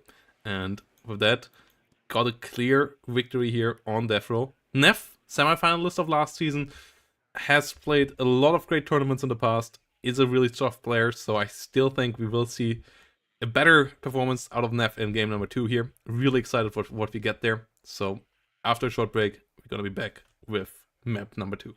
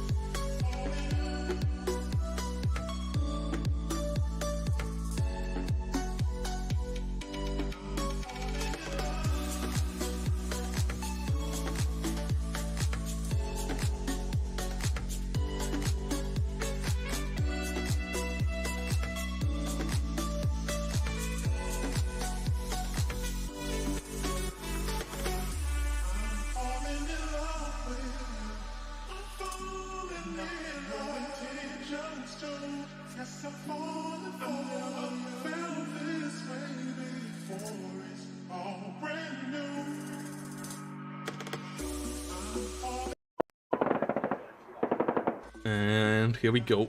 Game number 2. Procomi up 1-0. And we are once more with a KDA pick. on the Mount River map, as people still like Mount River. Eugen doesn't like it seemingly because they took it out of the rank pool, unjustifiably so, in my eyes. But yeah, we see a pretty interesting matchup here with the map being between the second UK here on the left side and KDA on the right side, and it's once more KDA without a FOB. It is looking closer to what we saw out of Maddie, though with a bit of a different focus out of the push that we see here coming, as that is a lot of forces towards Alpha and Papa, with real KDA kinda combined arms. And what do we have here on the other side for second UK? With second UK, we have a pretty standard aggro helicopter pick here. There's not very rarely do KDA players open with fighters, considering their books and osas and their flag tanks are powerful enough. With fast enough helicopters, and I believe the Lynxes might be the fastest transport helicopters in the game, the deployment will be to the middle will happen pretty safely, I think. And with, of course, people don't open fighters against second UK, because there's always going to be SAS, which will happily tag out some big hits against even air supremacy fighters. With some Gazelle rockets and Lynx rockets to do some damage against take out enemy recon squads, and with even the TOW 1 Hell Arm to do damage into the older generation vehicles, such as the T-54s or whatever else that they can bring out on the KDA side. But the very limited investments going to the side of Alpha and Papa, which is where the KDA troops are going. But I do still think that in any kind of early engagement here, this expensive helicopter opener might actually take it. Under the protection of the SAS, the OSAS need to get real close to start getting hits, and these 70-point helicopters, even if they get one shot killed by the OSAS, are not big enough targets to risk getting into a Milan 2 range or even shot by a Fox. Yeah, but Neff is not really going for X-ray anyway, so this crap of land of Procomi is expected by Neff. Neff is going towards Alpha and Papa, and maybe even considering a breakthrough in the long term through Alpha and Papa towards India. We will see what exactly the plan is there. But yeah, the land grab of Procomi is nice for Procomi, but it is something that Neff absolutely calculated here. Knowing that the enemy has a forward deployment, knowing that the enemy has the potential of heli-borne infantry. The SAS being that far forward into his zone in Alpha, though, is a bit of a problem, but we have double MiG-21s already coming in. Let's see how much damage they can deal. First SAS goes down, second SAS go down. The MiG-21's taking the wrong route out, though. Oh no, they're flying over the other SAS, so one goes down, but still, one MiG-21 versus two SAS is a fair trade for the MiG-21s. Yeah, so far Gnev's got hands. Managing to take out those SAS allows a lot of tactical flexibility here to push forward. Unfortunately, the NSV Fagot weapons, the combined arms with the cheap weapon support teams isn't really that mobile. Pretty difficult to start remicroing them back into the UASs while the UASs are retreating. The Pro-Commies attempt of pushing down south managed to take out a recon unit, but with a flag tank and a T-54, this has been stopped so far. The Pro-Commie was even helicopter transporting a Milan 2 to be able to start threatening Lima in case there was a breakthrough, but this was driven off by the spotted flag tank. Yeah, and now Neff's Mech KDA Schützen plus 50 cal combo, combine arms, pushing slowly forward. It's not something similar to the last time we saw in Division 1 KDA on this map, where KDA was played by Medi, and Medi tried to rush around X-Ray, rush around on the map. It didn't work out so well for Medi back then, so I think Neff's approach here of being a bit slower, being a bit more methodical, but using the sheer endless amount of manpower that the KDA can throw onto the enemy, combined with their fire support weapons, has a bit better chance of success here. I still hope we see some decent artillery. Smirches are fantastic on the map, and other artillery of KDA can do a good job here too. But for now, it is this heavy infantry plop, and 2nd UK is not the biggest opponent, like the strongest anti-infantry division out there. The Warriors do a decent job, but their tanks have low rate of fire. They don't have the heaviest damage against infantry with the Challenger 2, as they also don't have a 50 cal. MiG-21 goes down there after getting a bombing run through and killing a helicopter, but still another MiG-21 taken out. And yeah, Neff is keeping pushing on here in the north. Lacks the AA to shoot down the Hell Army yet. Another MiG-21 bomber going down. And it doesn't get the SAS killed. Ah, that is a bit wasteful here now by Neff. And yeah, losing another transport unit in the south. Has to be careful to not lose cohesion here completely. Yeah, the losing the tank down south is massive. If the tank dies, the SAS and the Milan can just walk forward. The main kind of explosive, quickly changing HE damage is brought out by the Lynx rockets, and the Lynx rockets are fast enough to escape if needed. And this means that they need to be attacked by the flak tanks. The flak tanks don't necessarily do fast damage, but they do a lot of suppression, so they can get a stun and stop the rocket fire. We have a Hell Arm, by the way, searching for FSP for Brokomi. He doesn't see any, so he will know that a massive air spam won't be coming, artillery spam won't be coming his way. He won't see two Smirches and 2 Malkas or anything like that. You still have enough supply, even without an FSP in KDA, to go a decent amount of way. But we will see how that goes, as the infantry still keeps on moving in the north. KDA, even against Gazelle rockets, can take a bit of beating, so they keep up pushing in there. But the Challengers now starting to get some damage in there from the side. Whilst Brokomi lost a decent amount of infantry, a decent amount of helicopters there. Still struggling to get completely through there. And SU-22 already coming in for the Challengers. Doesn't spot it anymore though. And I think it might just miss here completely. Oh, no, it gets the drop on target. Gets the kill. Challenger goes down. SU-22 on the way out. But the Rapier FSB-1, absolute beast, gets another kill. As the Lynx rocket goes down in the rear. Good micro on the ZSU against another Milan 2 there. And yeah, important kills here, whilst Brokomi is pushing through the south. Yeah, the Zagradotriad is removing the reservist traits of all of these KDA Schützen out here, which gives the KDA just a little bit more combat capacity. But if these from these positions, the Fagots and the Malyutkas need to be pushed forward so that they can start hurting the Warrior Milans, and on this engagement, I don't think that's really possible. The Warriors will be able to do a lot of free damage, and down south, the SAS has managed to move into the position here, and using the Sax and the Scout, finding out that there's basically nothing here. Though, on the other hand, Brokomi's reinforcements have all been relegated to up north, and 2 Mi-8 TB, the Ghetto gunship pair, coming out and trying to take out the SAS in tandem with other militia units. Yeah, another squad of Zagradotriads and KDA Schützen coming to hold the mid here, but this here is now a place for the AA to start shining. If enough of these AA units, these rockets, get taken out, I think there might be a chance double hit kill on one of them. The issue is that the T-54s died in the north, as they would be decently strong against the Warriors, but without them, the Warriors can't be killed on the offensive. You just can't kill them when they push into you with the ATGMs here. So Neff did get the tick to stop by getting both zones in the north, but isn't able to push towards the rear zone of India here.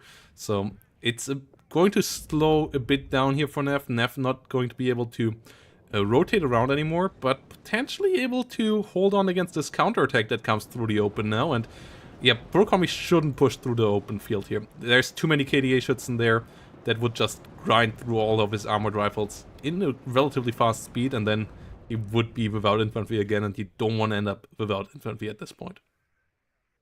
Yeah, the air mobiles are 65 points because of their amazing AT weapons. The armored rifles are 40 points. And even though the Terriers Pioneer are pretty well priced, the KDA Schutzen at 14 men are only 45 points. This means that points wise, and as long as something like the Tornado GR doesn't come in here and wipe out the front line. Oh, red fantastic hits. And Harrier HE coming in with another good bombing run. Two little AA here out of Neff. And that's in a deck with the fantastic artillery of the um the BM-24 getting a direct hit here. Yeah, BM-24 firing more rockets, getting good rocket hits here as well. So both sides' artillery is suffering heavily. We see another good hit there from another good rocket. It is the old ghetto kind of rocket launcher. The BM-24 on long range is also pretty inaccurate, as it has big rockets. It has fewer of them than the normal rocket launcher in the 80s. And it also has a pretty slow rate of fire, but they got a decent amount of damage done there as well. So both sides' infantry suffering here a bit. Whilst 50 cal gets killed off by the Lynx in the north. The 57mm AA too stressed out to kill the Lynx, only being able to stun it down, and there's enough support now for Pro Commi with another SAS and another armed rifle with a warrior to most likely hold on in the south here as well, as the SAS gives him another AA weapon against the Mi-8 here. So the KDA push of Neff in trouble there as well. Whilst Neff brings in more infantry for the north, but the air drops continue. The OSA out of ammo and no book on the map. And no book on the map here right now is an issue. Yeah, down south, another attack, light mechanized with a Warrior Milan and a Fox with the air support provided by SAS, managed to drive off the Mi-8 TV. And the KDA Schutzen likely won't survive this upcoming engagement here. I think this T-64 has been called to protect the back point at Lima, but so far this seems to be Gneff's weak point. So much reinforcements bought to support the infantry fight up north, and so much lost because of the air. And even they also are getting targeted by the HE1 Harrier. Oh no, this the air snowball is real bad here. Whenever Procomi realizes that there's that helicopters can move up front and start doing damage, the Mi-24P, which generally is an amazing defensive unit, which is with its co-columns and its heavy rockets, it can't fight off any more air mobiles coming in Lynxes. The last defenses are the 7 guys left. They need to hold these positions against the Terriers Pioneer before the reinforcements come in. And when the reinforcements come in, they're gonna have to fight close range against the Terriers Pioneer with shock trade and satchel charges. Yeah, they might stay out of satchel charge range though. And we have another MiG-21 HE bomber run coming in versus the SAS in the south. Good micro there though, but it is not enough. SAS go down again. The MiG-21, the bane of those guys. But in the same time, bombing run in the north, not super successful this time around. So the Tornado AA not the success that it wanted to be there. SAS getting some shots against the MiG-21 as it flew over the middle, missed micro by Neff. OSA coming in for the north again. Still no book on the battlefield. OSA's only, and OSA's not enough usually to kill planes. Meanwhile, book would one-shot the Harriers, so getting a book here I feel like would be really good around now. Still expensive, but a D-20 artillery gun bought instead, I think that's a massive mistake. Yeah, Harrier bomber here, getting another bombing run. At least only killing off a damaged KDA Schutzen unit there, but and another Harrier coming against the T-64 down south. There needs to be a more air defense here. The Pro Commi has tasted blood in the water and is engaging here with, and the Harriers will even be able to do damage against the helicopters here. Yeah, 2 KDA Schutzen here close to each other on the open. Neff at least with the good micro to split it, so one of them does only get slight damage, otherwise both of them most likely would have been wiped out there, but Neff still not able to afford or not wanting to afford the AA necessary to really deal with this. Osa moving in, but stays defensively now as well because he knows there is some airmobile pushing through.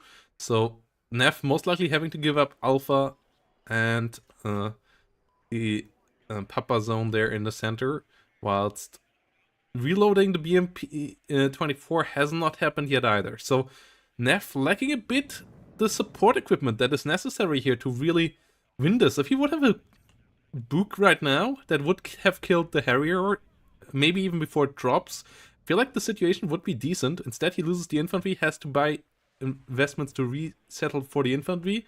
His artillery is not reloading. That was really successful earlier. He is not really pushing through the south, even with the Mi-24 and the T-62 there, but the Aufklärers will try to help out. In the meantime, though, his push in the center, not the greatest, but with artillery, it could work. Yeah, the SAS southern... going down. That's the second to last SAS. Only one more SAS left. That is an important stepping stone here, but the situation in the north is deteriorating and deteriorating quickly. Yeah, this they're currently the attack on the middle here is just not enough to pull off Procomi's resources from up north. Procomi gonna be able to take two of these positions and probably hold them pretty well up until the multi-launching rocket artillery can start destroying these close-knit groups of terriers and airmobiles.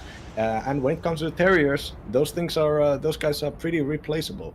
And now the HE1 is targeting the a Fagot actually in a crucial position. Doesn't necessarily know that an OSA is defending it. No, the OSA is on move command. Oh, it gets micro. What? No, the target was the OSA all along. This gets killed off by the Book finally. Book finally entering the battlefield. Potentially too late. Oh no, the tornado's coming in for the Book! Oh no, the Book misses its shot, and this might kill the Book, and it might kill the transports behind it as well. It gets the Reservistenführer as well. MiG-23 coming in too late there to save the situation. The tornado will get out, and this is devastating news here for Neff. The Air A network not set up well enough, and it's so easy to set up a good AA network on this map, which is the frustrating part about it. This AA map can get shut down by two Books immediately, basically, in the first 5 minutes, and it took till minute 15 for them to come out, only to get overwhelmed one by one, and this is painful here now for Neff. Yeah, with the Book especially, you can negate the fact that the Harriers are cheap and reload pretty fast. And also work as counters to your helicopters because they have AA missiles. If the snowball of the air units would have been stopped earlier on, this game could be completely different. But there has been just a continuous buying of massed infantry, which is it is kind of the KDA's thing. So you're gonna do that anyways. But that massed infantry needs to be behind the best AA unit in the game, which is the Book. Yes, I said it. The Krug and the Ihawk. They're not as good. We see another surrender here from Neff now after a 15-minute game. Unfortunate there. Oh, the KDA once more not doing it on Mount River. We see them time and again, and I feel like there is a way for them to win there. I think Neff's early game strategy had potential, but he just didn't execute it well enough. And Procomi just a bit smoother. The Harriers were high risk, but they rewarded him really nicely. Osa being caught out with supply, getting bombed, and second Osa getting bombed by a Harrier because the AA network was not interlocked at that stage, because it was not set up well enough. Then the Book getting killed here as well. Painful loss by Neff that I think could have been avoidable with just a slightly better play on the AA side of things. And then, yeah, it's just too many Osas lost. Another one lost to a Lynx rocket out of all things early on as well. Yeah. Painful there.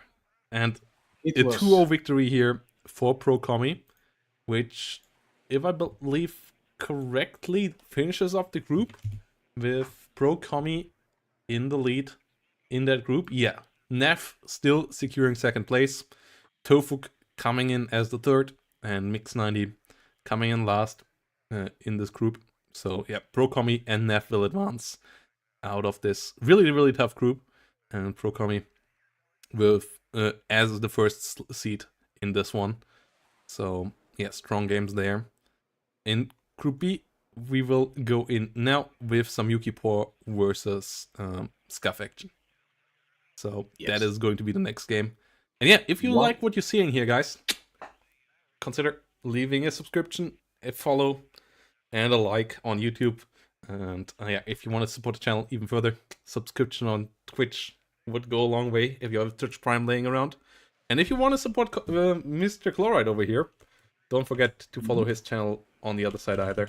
So yeah, have fun over there as well. And yeah, quick break, guys. We're going to be back with the final game of the day. Scuff versus Procomi. Quick Yukipor. Yes.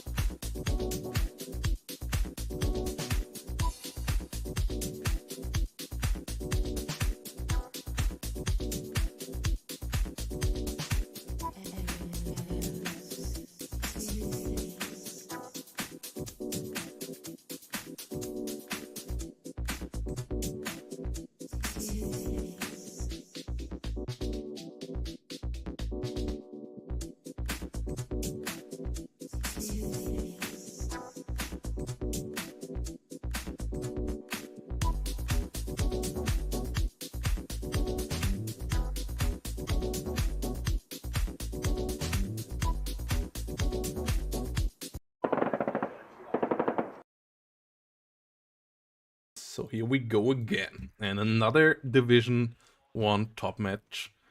Scuff, aka Bubblegun, versus Yukipor here.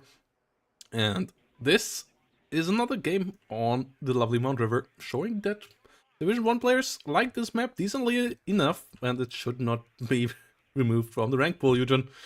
Please give us more map in a rank pool, and please give us this one back, because it has given us a lot of certified bangers by now in the league stage. And this one might be another one, as I really like this matchup. As on the left side for Scuff, second Panzer Grenadier here, coming in with a lot of hot units, racing in versus the ACAV on the other side. And if you want to support these players, guys, you can do so via Matcherino. As we're gonna go into the quick sellout section of the stream. That is not even a sellout section, because you can add money, and you can add it for free. You don't even have to pay for anything. All you have to do is go to Matcherino, click the claim code button, and you add 25 cents to the prize pool completely for free.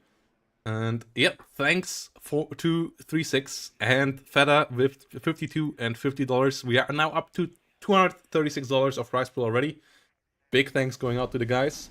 And big thanks to everybody who clicked the claim code button and added some 25 cents, like Sock Ovar, John Doe, Boxer Row, and co. And yep, all you have to do is click that link, click the claim code button, add some money there for free. And yeah, we have the matchup here. Scarf versus Yukipor. 2nd Panzergren versus 11th ACAF.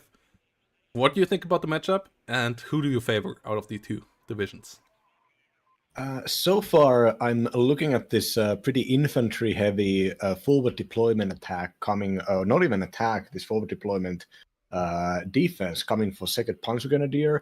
And I'd say that even though the Falschenpalle Milans en masse will likely be able to get some good positions here, I don't really know what are they gonna fight. There's so much recon coming from Yukipor, both with the LRS and the M2 Bradleys, the expensive stuff, but also with the BGS Strifer with only 20 points and being just in general excellent squad, excellent recon units.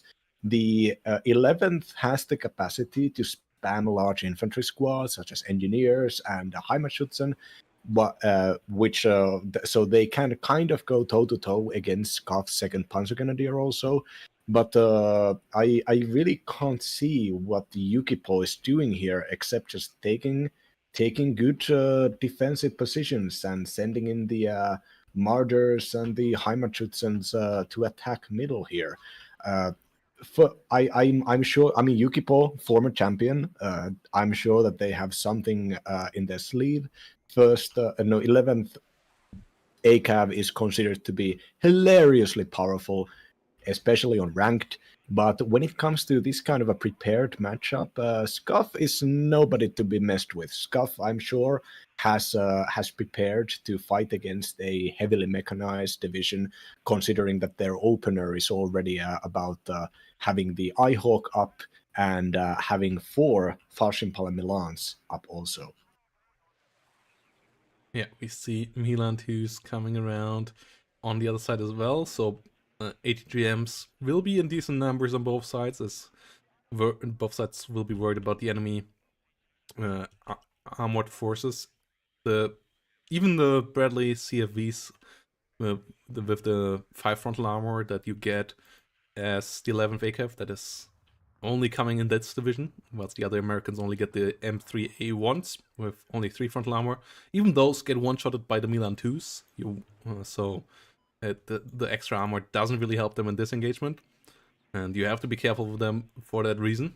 And if those really expensive recon units get caught out here by the Para Milans, then Yukipor might be in trouble. But Yukipor is a strong micro player, and the Bradleys have smoke, so I would expect no surprising losses here early on, knowing that the enemy has Horde deploy and so on. But it's still going to be tough for the 11th to push through early. But they have the better, heavier late game armor plop with a lot of M1A1s versus only a limited amount of Leo 2 A3s on the other side. Yeah, Yukipor has the Panzermörser to fire and smoke the X-ray area, and to get into the middle here, the Belgian F-16 is going down and hunting out the recon helicopter. But both, I think. But what is going to attack the X-ray position here? The LRS have already gotten in there, but the LRS can only fight so much. The 6-man Special Forces squad with no AT weapons. There's gonna be a Heimatschützen and a Panzergrenadier Marder. Is going to try to get in the middle here, and I think the Fallschirmjägers will just make mincemeat out of them. Fallschirmjägers are not the best infantry units in the game, but they're good enough to do this, absolutely. Well, in a Especially on 1v1 that. fight, I think the LRS would win. And with the support of the Bradley, the LRS could win here for sure. Yeah, LRS already putting on more stun damage on the Fallschirmjägers here. The issue is the Milan 2s here, and the Tornado ATs. The other Fallschirmjäger is not fighting right now. Oh, and the Tornado IDS takes out the Bradley. Yeah, Oh, Heimatschützen coming around here, Panzergrenadiers with Martyrs coming around, but more ATGMs flying out already. F-16 LGB flying into this? What is happening, Yuki? Oh, no. Why would you send that in there? You know about the F-16 still being out there? Like, I'm pretty sure he must have seen the F-16s. I have no idea why the LGB got through there. It got the Milan 2 team, so the Martyr now can't push on. That might be worthwhile suicide. I kind of doubt it, but because you only have one Martyr, if the Bradley would still be here, with 2 of those, you now would clean up the Fallschirmjägers and win the center. But is that really worthwhile in an LGB bomber?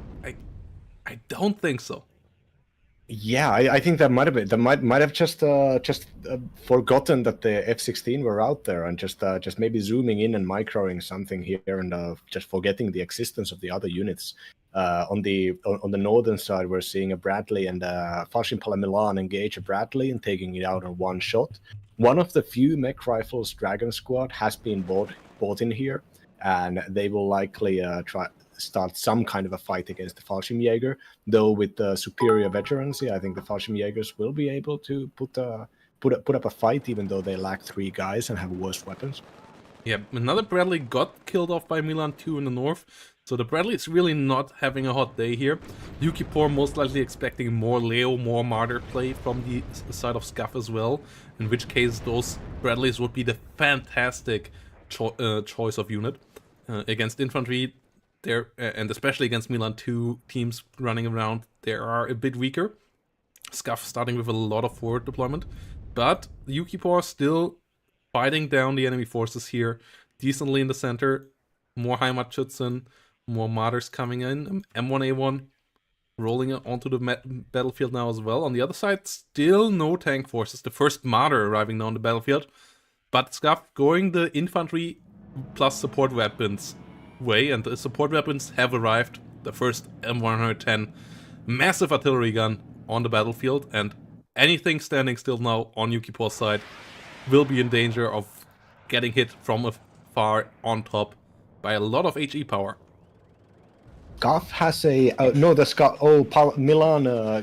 second card of Milan's is taken by Scuff, not just the Fallschirmpala Milans, but also the standard ones, which are deployed in the Fuchs Milan. So Milan's 1 and 2 galore here, and already these 2 Milan 2s will be expecting this M1A1 Abrams that Yukipor has bought in here. The Fallschirmjägers have been managed to be pushed on the beach of the Western Lake. And the Marder Milan is able to stun the Fuchs Milan, and with a recon Luke's getting picked out by a Southern Bradley cavalry fighting vehicle. So far, these kind of light engagements all around the map going on the side of Yukipor, despite losing catastrophic loss of the F-16. And the Tornado AT is still there. There's going to be a second one also. And with anti-air defense for Yukipor lacking here, the iHawk has been bought on the eastern side as well, even though on the western side it's already pretty close to the front. So with a single iHawk, you can get a hit, but you can't necessarily kill a Tornado IDS. And so sending them against the Abrams will be value. There are Stingers though, and in combination with the Stingers, the kill is absolutely possible. Like with the Stinger picket line in front of the iHawk, it's a deadly combo. But the M1A1 here is living a dangerous life with the IDS Tornado with those strong 30 damage Mavericks, with the amount of Milan 2s and Martyrs and Fuchs Milans that we have around now. But if the M1A1 can get a couple of shots here on target, it can really decimate the enemy forces here as well. So this is a powerhouse unit to be pushed forward here by Yukipor. But if it works out, it can also really get the job done here. And a smoke patch has been set up for this M1A1 to always just run back into. I like this idea a lot, as ATGMs need a time to get to target, and that gives you time to move back if you micro it correctly. First miss micro there by Yuki though, getting hit by a Milan 2 frontally, already taking decent amount of damage. But the first Milan 2 about to go down, and this smoke play here is kind of war game-esque, though not quite as responsive as you can do it in Wargame, but kind of the WARNO iteration of the Wargame smoke cloud for your tanks. Yeah, I personally love doing that against Kiowa Warriors because those things fire. Oh, but he comes out for the Tornado, and the Tornado gets the hit! Mistakes were made! Stingers get the kill on the IDS, yeah, the picket line works, but the M1A1 goes down nonetheless. So, Yuki, good idea, not the perfect execution, and yeah, the IDS gets the kill there. At least gets the kill onto the IDS back there as well, but another important unit lost to that ATGM plane. Whilst in the north, Scuff seemingly setting up for a bit of a push. No, so far only defensive units, so the draw stays for now. Scuff has a Leo 1 in the middle, but not enough infantry forces here to push into the Heimatschützen infested center X-ray zone. Yeah, Heimatschützen are really difficult to get rid of. With 11 man for 40 points, they can survive, and their AT weapon, Panzerfaust, is just good enough to be a threat to you. It generally won't get any kills, but against stuff like Martyrs or even the cheaper Leopards, they are you can't pressure them with mechanized vehicles in the way that you can mechanize. You can pressure a lot of other units. Though the Falschenpala Milan has been resupplied and is still threatening, the Panzermörser has been ordered to start suppressing it. Though it might take out the Unimog. No, gets a stun. Does not get the supply here. The M110 has already fired against the Mech Rifles Dragon, which survived by 1 point. Now the follow-up attack with the Jaegers and the Jaeger Aufklärers, including the Recon Shitbox, supported by a Milan 2 and a Marder Milan. I really enjoy this infantry and IFV gameplay coming from the second. I think it's once again this purposefully designing the often very kind of light and medium armored division of the 2nd Panzer Grenadier, designing it in a way and playing it in a way that it can counter the very heavy armor component of Yukipos here. And the fact that these Martyrs are not the best in town doesn't really matter, because you get so many of them, and just even with the worse bad range German autocannons, even those things, if you get them firing, can do a lot of damage here. We're already seeing them forcing the Heimatschützen to leave. Yeah, Martyrs running into the Heimatschützen here in the south. The first couple of ATGMs flying their way though, and we have a +2 for Yukipor slowly catching up, but the counter push of Scuff in the north is scary. A decent amount of Martyrs around there as well though. Bradley is finding some hits as well. The first couple of Martyrs biting the dust now, as we see the M110 pushing forward, but currently not firing. And I'm a bit surprised by that. Ilta's leader gets sniped in the north. Scuff about to get the tick to stop again. The question is, with the smoke play and the Martyr and Panzer Grenadier play, can he get into the south again? Or will he lose too many of his Martyrs here to really get the push through? Currently, the loss rate for sure is quite high. And yeah, the M110 needs to at least kill some of these ATGMs here in the meantime. But that's not really happening. The Milan 2s of Yukipor get a lot of pickups here right now. Yeah, and the paladin getting bought by Yukipo is aiming at aiming a second salvo actually against the Palar Milan 2 in the silo tower of Scuff. So getting rid of the others Milan 2s are kind of a game-winning victory condition here. Not necessarily a victory condition, but it is the condition to start transitioning into heavy armor. As long as this game goes infantry versus infantry, Yukipo can keep it up, but Yukipo can't keep it up in the way that Scuff can keep it up. Yeah, The but veterans Scuff is is similar losing a enough. lot of stuff here right now. Like, more Martyrs going down, Falterwinger's going down, F-16's going down. He is about to break the center zone, is about to get the Leo 2A3 leader in there. But are the casualties really worth it right now? I'm not fully convinced by that. Gets a Mech Rifle Dragon there at least, that is an important pickup, but loses a Milan 2 in the north that just pushed out a bit too far out in the open. M1A1 gets the pickup there. And the M110 only now starting to fire again. Gets a kill onto a recon unit, but if that would have fired the whole way through on the Milan 2s here right now, I would like to position a good bit more. Yeah, there crucially no heavy anti-tank weapons up north for Scuff, so the Abrams and the Cobra actually will be able to stop this attack on his track. This is a huge loss here. There needs to be a Gepard. There needs to be a fighter plane. There was a fighter plane though. It got tagged by the Stingers and the Eyehawks, and yeah, this attack here up north here is completely countered by Yukipo. Though at the same time, Scuff has managed to takes out the supply chopper and has a solid reinforcement way to get into X-ray also. Milan 2 coming in for the Jaguar, not getting the hit there. +4 for Scuff still going on. Couple of Panzer Grenadiers, as you said, getting killed there by the fantastic investment into a Cobra, realizing that there's just not enough AA on Scuff's side. Only the Eyehawks, but that's not helping against helicopters. Gephardt's on the way now, mostly towards the center. Fliegerfaust's coming up to the north, but they are still a bit out, so Yuki at least will get the Alpha zone back. But the center zone is slowly and surely getting occupied here by Scav, and that is a problem for Yuki. Yuki not coming in with reinforcements into the center.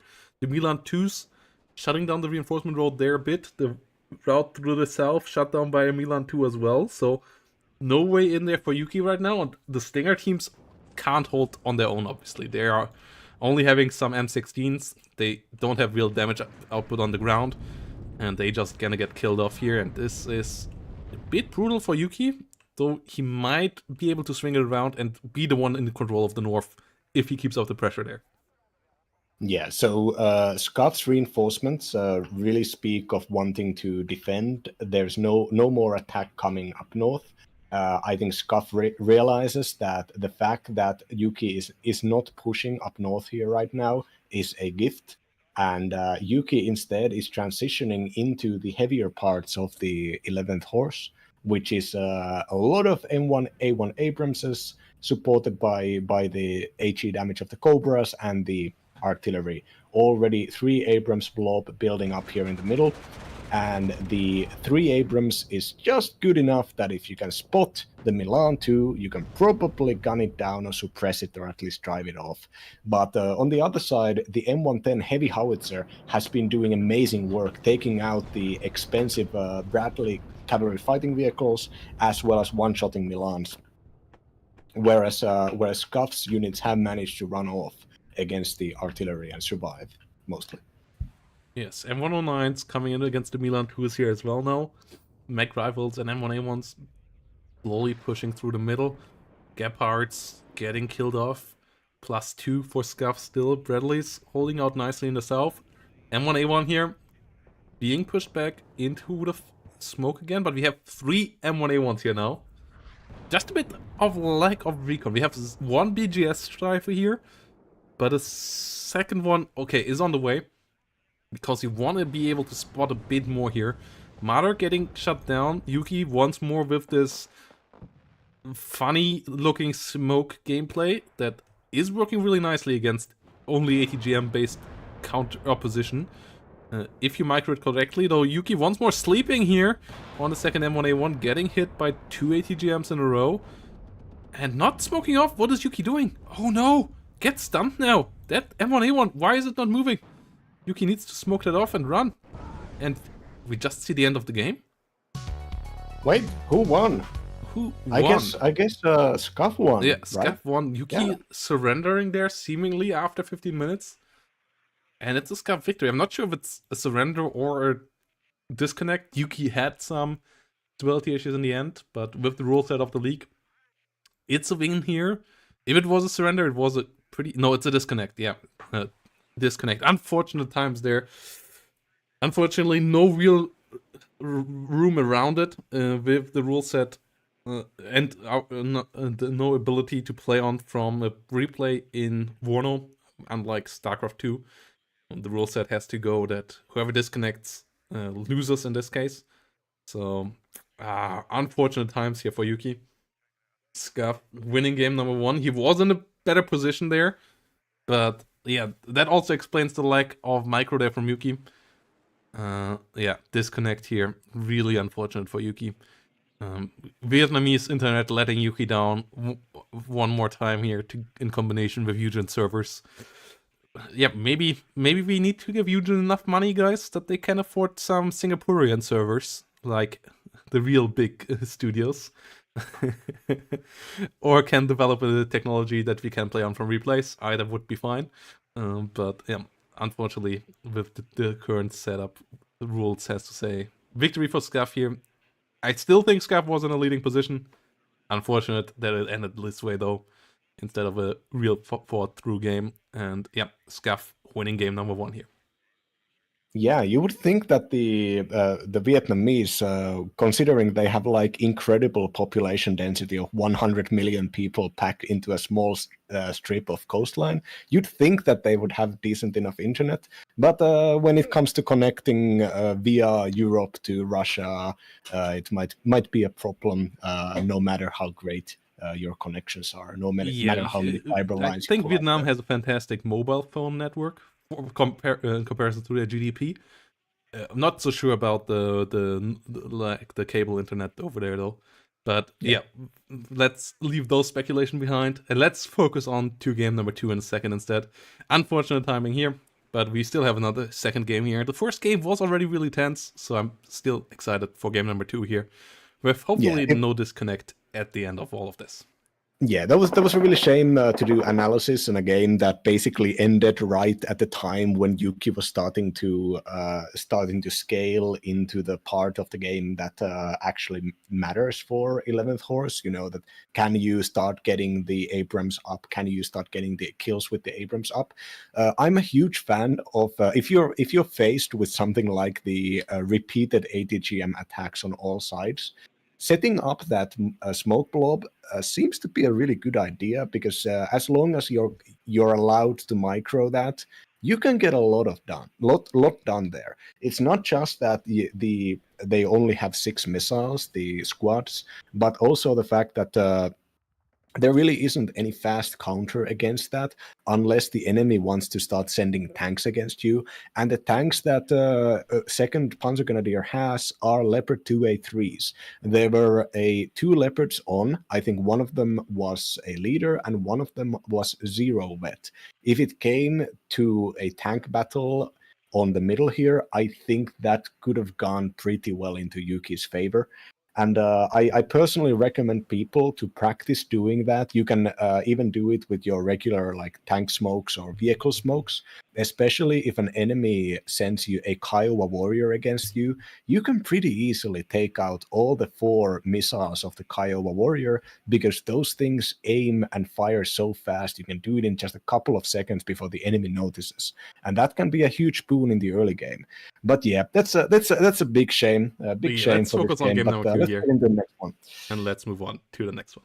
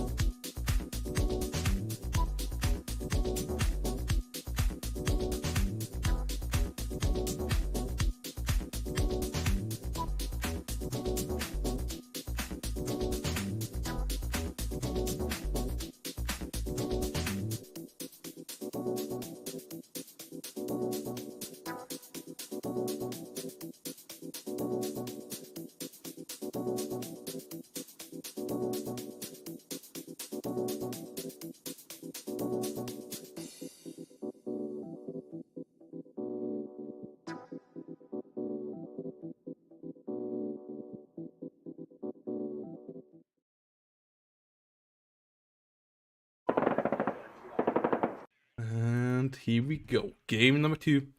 Gaff up 1-0 now after that slightly unfortunate game number 1 with an interesting division matchup here once more. Another OG matchup kinda on an OG map.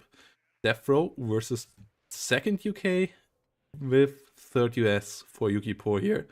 So Death Row classic, and yeah, Scuff needs to play that early game well, otherwise the third US will just steamroll you on this map completely. So let's see what these SAS here that come up in decent numbers. 5 out of 6 SAS deployed in the first deployment here. Sniper coming up for deploy as well. Foxes coming in, a lot of Rover Milan, so light but heavily anti-tank focused setup. And on the other side, a pretty interesting setup for Yukipo, isn't it? Yeah, Yuki seems to be once again doing a similar opener to the last game, just purposefully not getting any tanks or heavy equipment on board, investing into a lot of cheap units, whether it be the M150s, the scouts, or the snipers. There is a smoke mortar once again. My favorite tactic, the most powerful unit in the game, is the singular smoke mortar, especially in the early game. There are a bunch of 50 caliber machine guns, which are an amazing counter to potential SAS pushes. But I'm not sure if there is an SAS push coming. The SAS deployments are pretty conservative. They're not concentrated in any specific location. They will work as an amazing AA net for a long time here, and with the Rover Milans, they'll be able to likely get great positions early game, but nothing on Yuki's side really that is going to attack. Though there are Bradleys getting bought right now, and a 3 Bradley stack is capable of attacking. And with proper recon, it's capable of taking out SAS without even getting a shot back. The SAS are super powerful, as all of you should know by this point, but the main way to engage them is engage them outside of their weapons range. AT weapons range is 700 meter, infantry weapons range is 500 meter. If you can spot them and you can get your autocannons at them, that's a really expensive 100-point elite squad.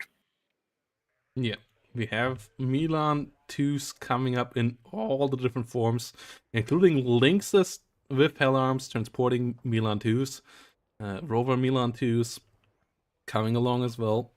Foxes really behind there as light fire support too. And yeah, Yuki here, Stinger teams, fire teams, a lot of 50 cults that will be helpful. And then another kind of task force up here, I would say, with Triple Bradley with infantry inside. That most likely is the section of Yuki that will try to do a bit of maneuver warfare onto the enemy. But it is in the early game most likely better for Yuki to just try to avoid losses, not even having to deal much damage to the enemy, but just avoid losses and build up your combined arms. If you get into the grind warfare against second UK will eat you alive with their relatively cost-efficient bombers, with their relatively cost-efficient infantry and IFVs, plus decent artillery support, and then a couple of challengers just sprinkled up in for good measure. So 30US has to be careful in the early game here. Yeah, if second US gets a couple of kills off of you, they can capitalize on it real easily. The helicopter deployed Milan 2s are not the best units in general. A lot of people don't use them that well, but if you know what you're doing, they can be devastating. Being able to capitalize on getting a couple of extra kills or killing an enemy AA or something, sending in air mobiles and a Milan 2 to get the ground, that can be massive. Not to mention the fact that most of their infantry transported in max speed 108 kph fashion. I think up north, concentrating on fighting up north is smart, because some people might claim that that some people feel like the alpha position for the Reds is a bit overpowered, and I'm not sure if that's the case, but it's still pretty easy for the red player to get on alpha, move east throughout those buildings, and then keep threatening the small sliver of woods that in which the blue player puts their command units in generally. So gaining control over this area and not relegating it to the enemy is the smart choice in my opinion. Yeah, Fox Though plus down SAS south, in the south engaging already. First damage dealt here onto each other. Fox moving forwards. M1 at 50 is there. 50 cults are there. So Scuff won't get in for free into Charlie. That's what this task force basically is probing for. If there is some easy and cheap way through. But has the Hellarm helicopters here as well. Gets the M1 at 50 killed. Up north whiffing. And the push in the north is pretty scary. Yeah. Snipers and scouts there under fire. Saxon going down. Stinger and Bradley's really need to clean up house here. Yes. M150 versus Rover Milan. M150 going down as well. Not looking hot for Yuki here right now with the start, but could change with the Bradleys coming over the ridge. Yeah, the Gazelle rockets could have done horrible damage there, but they fired and then missed actually most of their shots in the moving vehicle, allowing these infantry units to jump out of here. The Milan 2 is the biggest threat here for the Bradleys, but with some amount of micro, the Milan 2 doesn't have range to fight against them. The mortar is smoking off in another standard Milan or ATGM location currently held by the sniper, which will likely give Yuki the confidence to start pushing up north here. Down south, no reinforcements coming down south to exploit the attack, giving Yukipo the time to engage this SAS on good terms. 2 50 cal machine guns are firing at it on long range, which is perfect. And Scuff buying a Challenger 2 and 2 Warrior Milans, trying to transition into early mech gameplay. Yeah, we see some of the Milan 2 trucks getting shut down, some of the Rover Milans getting shut down in the north. One of the Bradleys going down there, second one heavily damaged. But the fire team's pushing through, SAS pushed out, snipers in trouble as well, and those reinforcements of Scuff need to come in here in a timely manner so that they can still impact the whole situation in a decently. Sniper might get Stinger, then the Hellarm can come around. Yes, Stinger gets sniped. That is helpful. That will keep the Bradleys off the from pushing. But at the same time, Scuff's SAS nearly get killed in the south by the 50 cal. They just barely got the scouts beforehand, but they really need to disengage here now. So the push in the south, getting stopped by the 50 cals for now, and heavy reinforcements by Yukipo, an M1A1 and 2 Cobras coming onto the battlefield. Yeah, the pretty good AWP gameplay coming from the British snipers there, but now that the locations of the snipers have been spotted, the 50 cal armed recon car can go and take out one of them, and as I think they're I don't know why the Bradleys aren't moving to try to engage the sniper. I guess they're all afraid of the Hellarm, justifiably so.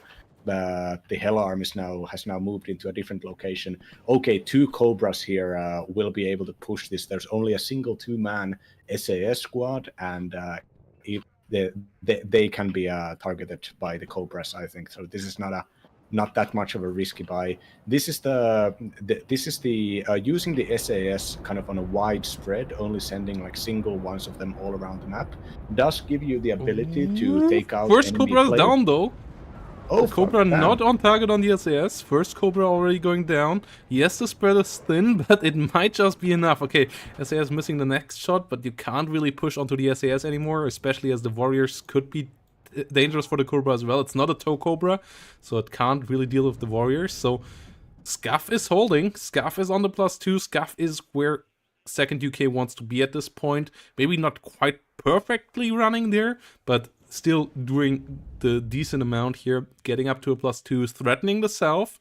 If Scuff can get 1 or 2 Warriors into the south, 1 already coming in, yeah, this is the right choice. Then he could get into Charlie here. Currently no reinforcements for Yuki coming in there.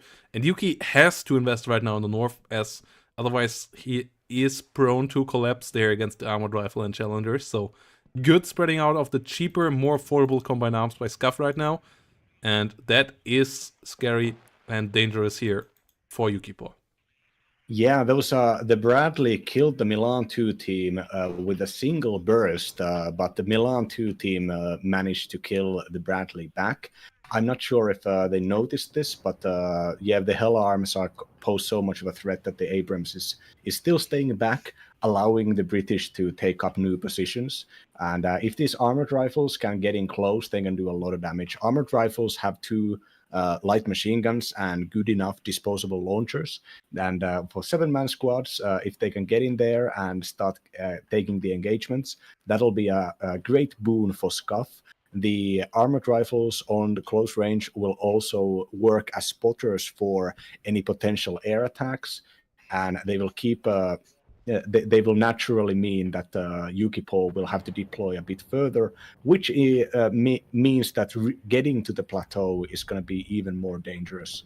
And now Yuki investing into a second Abrams and a Paladin, immediately going to the heaviest parts of the division here, trying to challenge this lighter mechanized force of the second UK in a way that if this go toe to toe, zero vet Challenger 2s, zero vet Warrior Milan will get eaten alive by the Abrams. But yeah, 3 veterans here on the M1A1 here, and it already killed the Warriors, and that the Warriors were supposed to allow the Challenger to challenge the Abrams here, pun fully intended, but without the Warriors, it's not possible. And the M1A1 gets sniped by a side shot from the Milan 2 though! Absolute MVP here. Tragic. Ooh, M1A1 getting killed there. Really, really important for Scuff. This is buying so much time and so much pressure on the north that the southern push now can absolutely work out. SAS going to get repaired, armored rifles there. He obviously doesn't quite know how little Yukipor has in the south, but if he comes in nicely here, he can do a lot. Cluster bomber run, not that efficient here right now, but the kill onto the M1A1, massive. Ooh, Rover CP, barely getting out alive. M109 a bit too far in the rear. Challenger 2 under fire by Engineered Dragons here. Has to be careful, as an M1A1 with 2-star veterancy coming up in the rear again. And yeah, those are super scary in this scenario. Yeah, the currently also, I think if Yukipor wanted to cut off the +2, they could do so by because they do have the unit on the southern plateau here. But right now, all the points are going into challenging this attack. If the British are allowed to push the Americans out of this plateau, if they can get the good trades, if they can get the snowball up, third is gonna be sitting back under a +4 and under an enemy +4, having to buy all of their expensive units. Meanwhile, the enemy gets the MUD CV, so the +4 is coming. The +4 is already coming in the center, and yeah, Scuff needs to pull the trigger in the south. If Scuff pulls the trigger in the south, he can even go up to a +8 potentially here, but Scuff is still too scared of what Yuki could have there. Not enough recon around here for Scuff. If Scuff realizes what's going on here, Yuki is in a world of trouble right now. Still in a better position now in the north, I would say. Challenger has been pushed further. 2 M1A1s are around now. 2-star veterancy M1A1s nonetheless. And a decent amount of infantry and AT and so on as well. The M155mm of Scuff trying to get rid of those. Ito is the next target, but in the end, Yuki has the advantage here. But if Scuff pulls the trigger, puts the pistol on Yukipor's chest, then this situation can deteriorate quite quickly. Yeah, the Yuki had ordered a MUD CP to go to the position currently held by the SAS. The SAS hitting the UH-60 supply actually signaled and saved the recon, I think. Currently, then this location, the side of the plateau has to become a fire support force that can challenge all the British troops out here. The artillery, though, getting a very crucial kill, getting the side shot Milan out of the picture, and now with the SAS and air mobile scouts pushing, the Bradley will be able to engage them, as well as the 50 cal squads with the Fireteam Dragons. So it's not done yet. Yukipo is not falling down here. Every moment and every engagement can actually put Yukipo into a better situation, because the British units, especially the mechanized units, are just worse, and they have way less of them. As long as the Abrams can keep firing, as long as there can be recon up front here, and as long as the artillery of the British keeps on whiffing, not that they have been whiffing, but they whiffed right now. This is something that the Abrams says can keep up the pressure to a certain amount. Taking out the Milan 2s is very important, and that has been the job of the Paladin M109A2. Challenger versus M1A1. Challenger doesn't get the shot on target here. Gets it now. Hellarm's trying to come around as well. Engineered Dragons from the side. Hellarm gets a stun, gets a good hit. But M1A1 will be able to smoke off, as the Hellarm is out of ammo as well. And Engineered Dragons pushing against the armored rifles. The north starts to collapse for Scuff. Scuff not with the push in the south yet. And that is the major mistake here, as Yukipo is starting to bring in units here in the south. But yeah, Scuff invested so much into it, all of this in the south, and doesn't pull the trigger with it, doesn't make the game wider, and that's always what you want to achieve as the lighter division, the division with the cheaper combined arms. You want to make it as wide as possible of a fight, as then the enemy's combined arms can't follow, the expensive combined arms can't follow, and then you can win combined arms versus non-combined arms battle. So speaking of front lines falling, only a single SAS down the middle here, and as soon as if the Bradleys don't drive close enough, they will be able to. Oh no, they are driving close enough. The SAS running off, though, not recognizing this situation, and getting stunned and getting pushed back. Now this here, 2 Milan 2s are getting into the building positions here, but if Yukipo smells blood here and just keeps going, they might actually be able to, just the fire teams moving forward might be able to take out hold the southern part of the plateau. So many troops, so much armored rifles, so much Warrior Milan and Challenger and Hellarm is invested up north here, that I think it's kind of such a huge misplay that Scuff hasn't pushed down south, recognizing that sooner or later, now that the middle has fallen, the Yukipo needs to be crushed right now. There's no more time to waste here. And Milan 2's pushing back. The M1A1 of Yuki surviving in the north is a major issue. Scuff will stop the tick here in a second, as Yuki moved the CV from the north to the south here. But the Milan 2s are in trouble. And yeah, Scuff still not moving at all in the south. Still not opening up that flank, where he could even maybe move from Charlie into Bravo and really make this painful for Yukipo. But there's just no movement at all here from Scuff. Obviously, always easier to say from our perspective, where we see everything, where we know how little there is. But from how much Yuki has invested into North, Scuff could deduct that information to some extent as well. And he kind of has the pistol on his chest now, with the pressure mounting from the third in the north. But with the artillery, he might be able to do some decent damage here again. Milan 2's dying in numbers though, and those Milan 2's are the most important anti-tank tools that he has. Yeah, even the Rover Milans, despite having the same weapon, only have 4 of the 4 missiles, and they don't have a good enough stealth. They can be one-shot by tanks if spotted. So Scuff's infantry has moved up the middle, losing the Warrior Milan, but another one comes up here. A single tank could probably hold and drive the British off the middle point, but the Milan 2 here has not fired in some time, so Yukipo has not targeted it with artillery yet. Though taking out the Rover CP up north and forcing the British mech bubble into a really bad position here. The Rapier FSP-1 is not firing. It is a not self-propelled, non-propelled artillery piece. So the guys have to push it really slowly, and both the trees and the buildings are preventing it from getting a sight on the tow Cobra.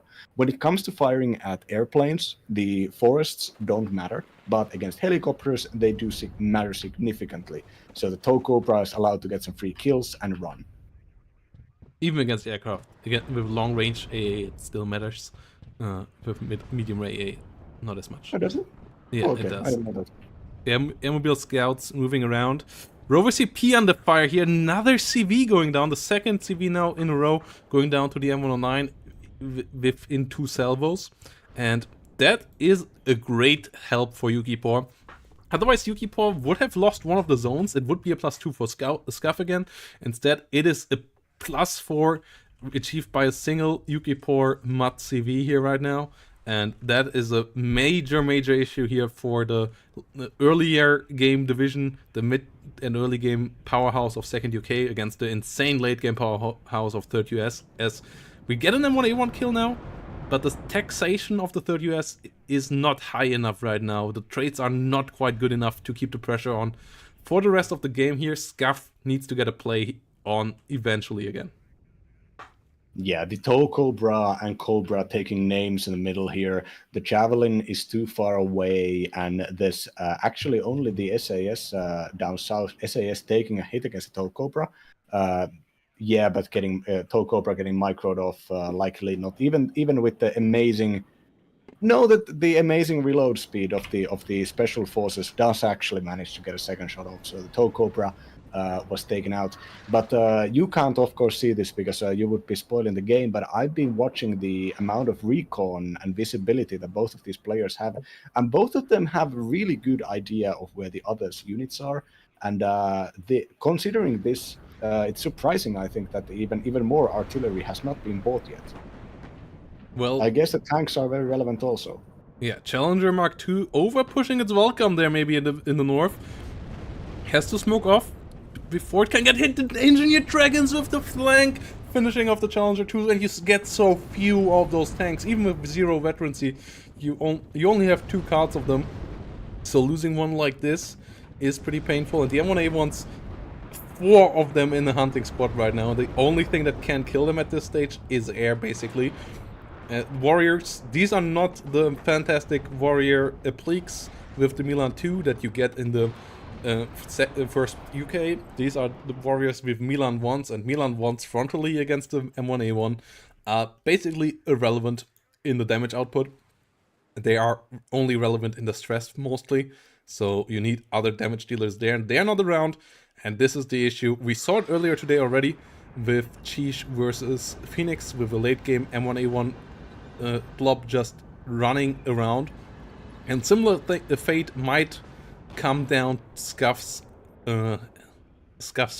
forces here later on, when there's just no AT to stop this M1A1 ball, and Scuff needs to win before that, or at least attrition the other forces of Yukipor enough before that, and we don't see that here right now. Yeah, Scuff sending a bunch of hell arms and helicopter transported Milans here, but they don't dare to get in close because there's so many chaparrals out here. Chaparrals, for all of their faults and the fact that they can be double shot by 155mm howitzers, apparently, chaparrals can one-hit kill the Lynxes. Lynx only has 6 health, and the chaps do 6 damage. So that's and with the 2,825 meter helicopter range, you really don't want to risk it. Challenger taking a side shot against an M1 Abrams, but Abrams smoking off and leaving here. The rest of the units in the middle here getting targeted by Bradleys, and another wounded Abrams behind the line. At this point, Scuff pushing middle would be an overextension, I think, but the Challenger is doing exactly that. It's moving up, it's getting up to the front, It's 0 vet, so it gets a single hit, and it probably can't escape afterwards. It does get the Bradley, though. The M1 Abrams, the wounded Abrams behind, was not close enough, and the Challenger manages to escape behind those buildings.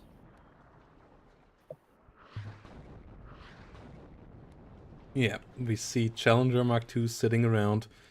Yeah, no Veto or so around here on the battlefield either.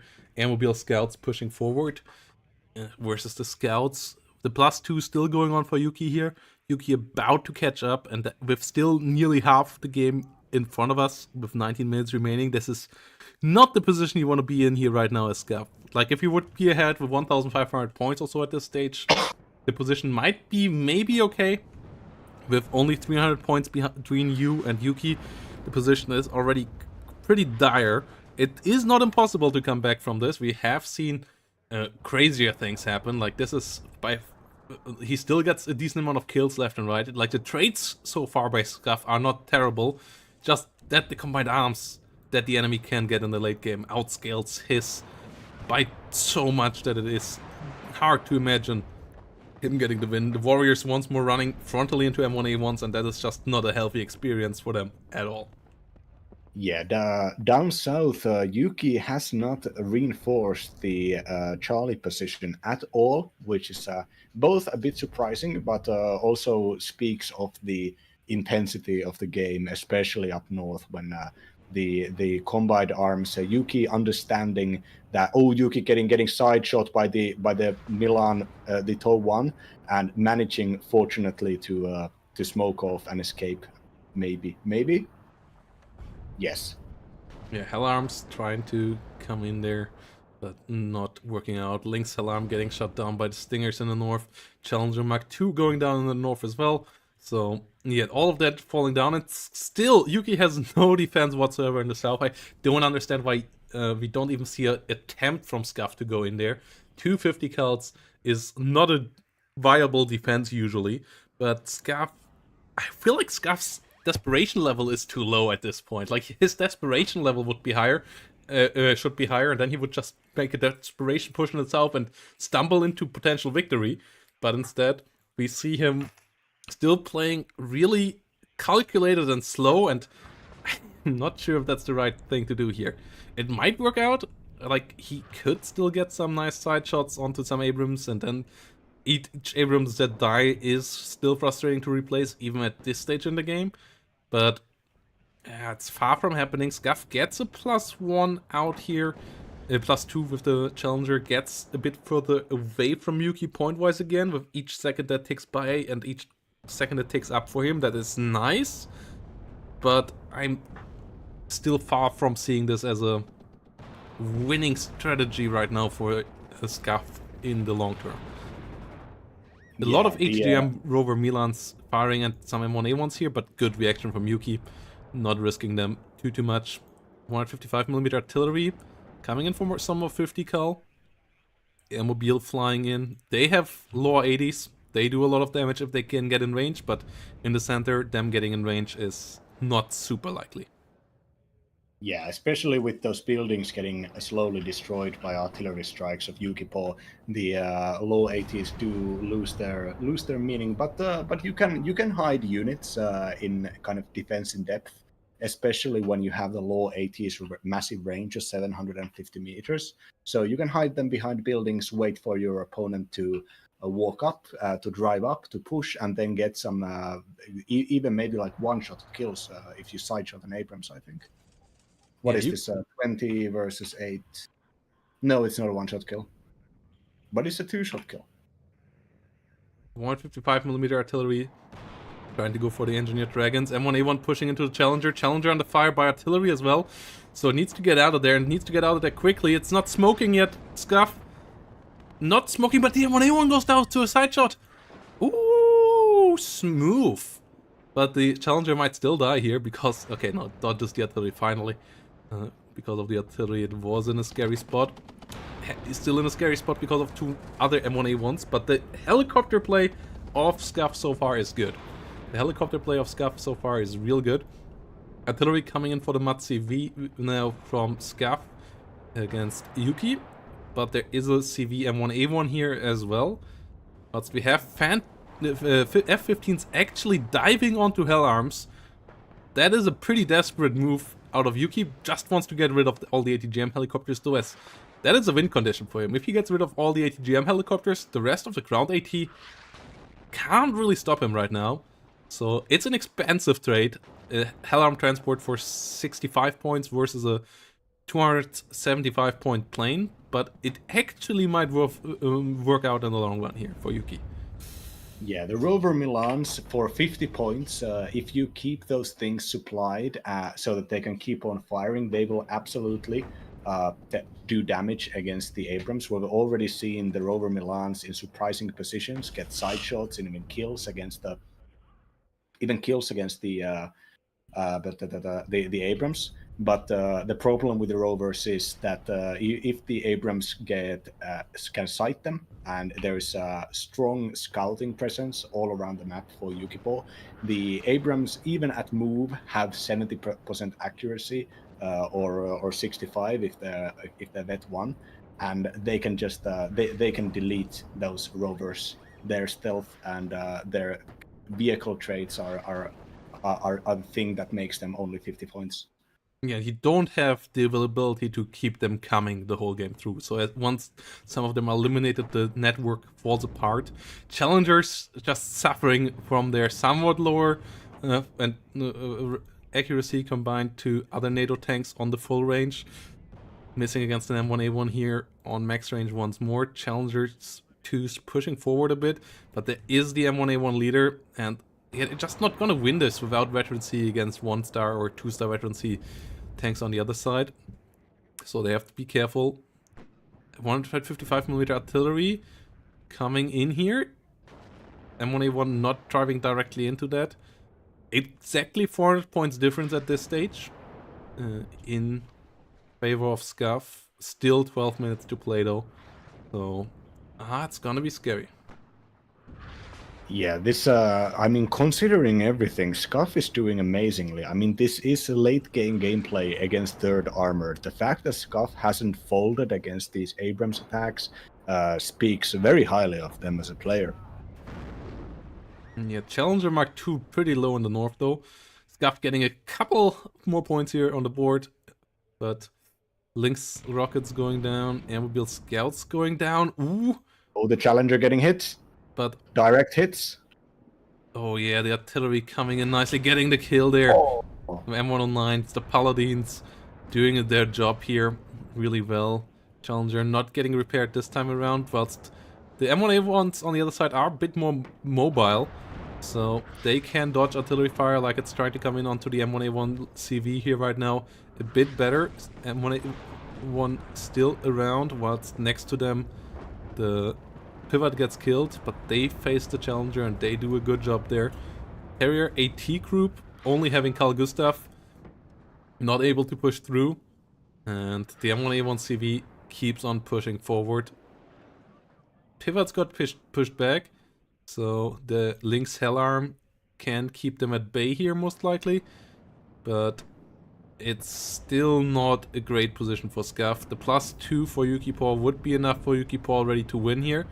So Scuff needs to get something done. Scuff still not pushing the south. It's such a sad thing to see. The move there could be getting so much success. Gets Chaprals, gets Bradleys though. So still some decent kills be made here. Like Scuff really not giving up. Scuff keeps on trading. But Yuki is now on the +2 that leads to victory. And that is a troublesome situation. Yeah, the final Challenger leader, and I think this might be the final Challenger as well, coming up the northern road. Ooh, a lot of ATGMs coming around against the M1A1. It dodges one, the second one misses as well. Tokobra goes down. Rover Milan in the south goes down though. And the M110's on the hunt here for the Challengers as well. And two really low Challengers without any ammunition right now. And that's a problem. No supply really on the front line right now for Scuff to reinforce those units hit. And the Lynx Hellarm once more nearly gets run down by the F-15. This time around the AA stops it though. And the Hellarm actually survives there. So not even the suicide really getting the job done there.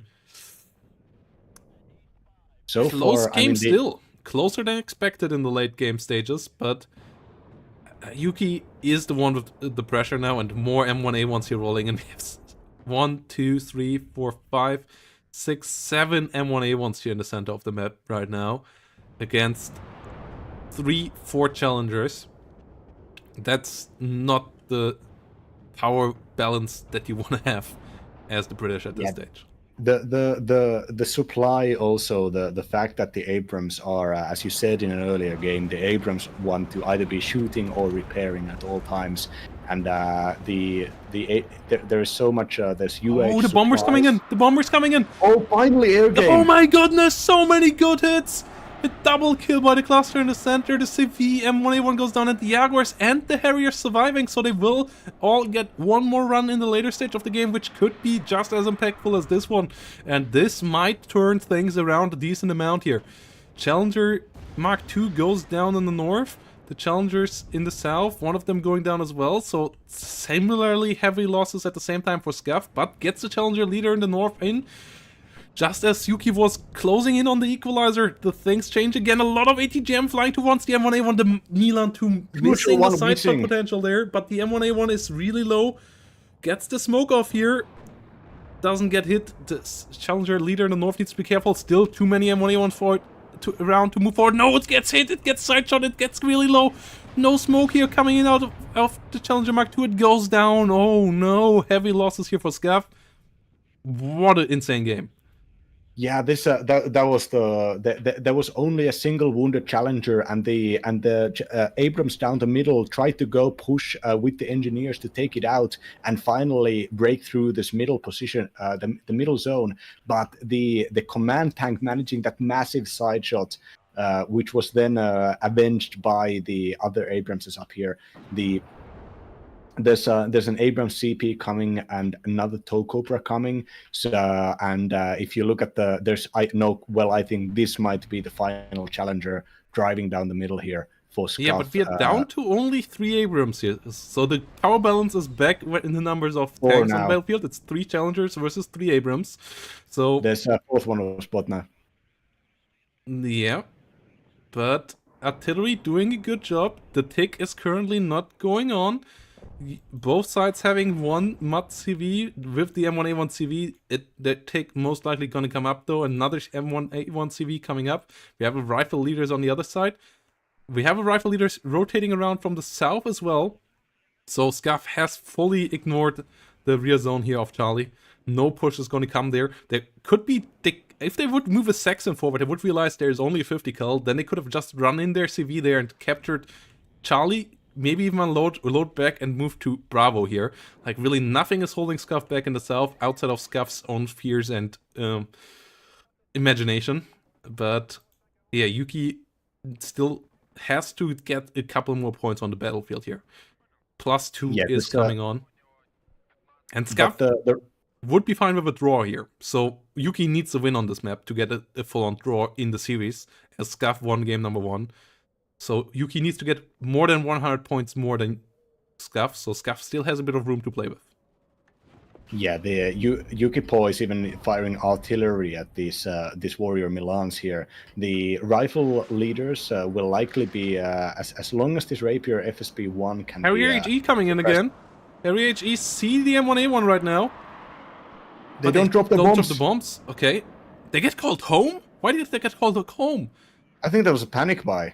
There was a panic misclick at least. Like the panic evacuation is the bigger thing. Like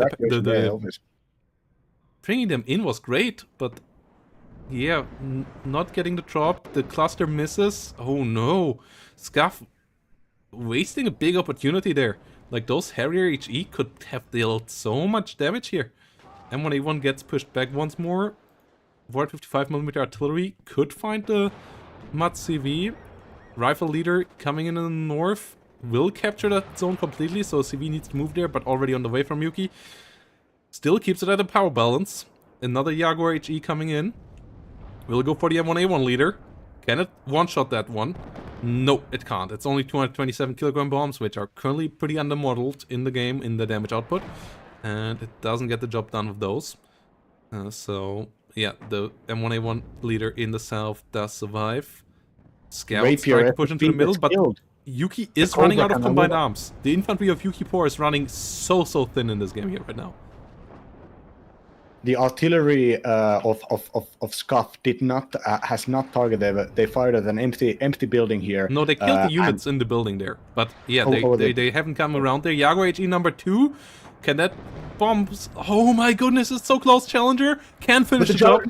So it's down to the MUD CP now. It's instantly moving in there. Rifle leaders versus MUD CP and M1A1 plus... Yeah, Rover CP plus Rifle leader versus MUD CP and M1A1. It's starting to look really good for the second UK here. The airplay, really important. The F-15 thrown away against helicopters. That really is getting punished here right now. As the Harrier bombers just keep on diving here. Try to go for the M1A1 in the north. Doesn't quite get the kill there, but pushes it further back with even more stress on top of that route. This rifle leader in the smoke might actually win this. They got a single hit. Oh my god, Harrier HE coming in for the M1A1. It can't get the drop off. Oh, it didn't get the drop off. I'm not sure what exactly was the issue there for it, but yeah, it's being called home now. Chaparral otherwise could kill it. It might still get a repair and come back in time before the game ends. But yeah, Yuki Por in trouble. Yuki Por in massive trouble here. Artillery coming in against the MUD CP. It gets the MUD. And that will capture the whole zone. Only the M1A1 leader around. No other leaders on the battlefield right now for Yuki. And the second UK is about to get the miracle done here. Yuki Por's artillery only has a single salvo left, and I don't think they can guess enough to get the rifle leader there.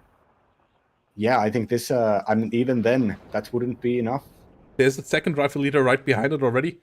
So, yeah, you would need to get more zones here.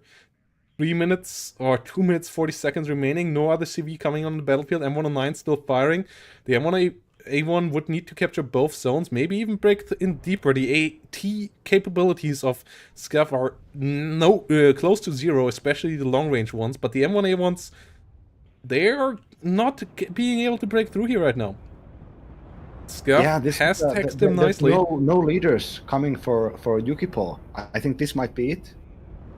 The rifle leader in the north under fire, but yeah, we see a surrender here, and Scav wins this one 2-0. So, whenever have we before seen a late-game tank fight victory with 0 vet challengers against third US? Has this ever happened? Yes, it has happened, but it is still a really... It doesn't take away from the fantastic playstyle here of Mr. Scuff in a really strong fashion, getting the W here. Yeah, I'm speechless here. Like this, I mean, those one thing that I constantly kept in mind and kept looking at was just the 155 millimeters, the howitzers from Scuff's side were not counter-batteried once, and they were allowed to keep up. Of course, at times they were microed, but after some point, the microing stopped because it was so clear that the Paladin was only targeting like frontline units. I think this was one of these things where just getting a nice salvo there. Look at how much stuff they killed. Yeah, like, they did a fantastic job there. M109s on the other side did a good job as well, but yeah, they could have stopped that and then still do a good job afterwards. M1A1s got so many kills, but they never were able to push forward. And then, yeah, other important and expensive units like the F-15s were a bit suicidal in there. The helicopters of Yuki Por's got shut down easier than the helicopters on the other side, and M1A1s in the end just not quite enough to get the job done, as Scuff had just enough around there to kill them off. And yeah, fantastic game here by Scuff, getting the 2-0 victory, and with that securing the spot in the playoffs, whilst for Yuki Por, it all comes down to the final match here against Forward, with Forward being in the lead here, as Forward has a draw against Bubblegun, aka Scuff. So, yeah, Yukipor needs a wins against Forward to make it into a playoff. With a draw, it's Bubblegun and Forward. With a victory for Yukipor, it's gonna be Yukipor. Still as first one in the group. No, it's a direct match, so Bubblegun will still be first. But yeah, still in the end, fantastic series here. Once more, fantastic games played by these guys. Really looking forward to more action in Division 1. And yep, thanks for joining, guys. Thanks for watching. If you want to support the channel, consider leaving a like on YouTube, leaving a follow on Twitch. Thanks, Osgiliad. I want my head back. Big Jointer and Kefamos for following today. And Bluescope, thanks for the biddies. If you want to support the channel even further, or me personally especially even further, consider joining on YouTube as a channel member or on Twitch, subscribing down below, so that I can afford even more free time to get into WARNO and make that more part of my real life routine and get you guys more SDL content. And yeah, don't forget to follow Mr. Clord over there on his channel either.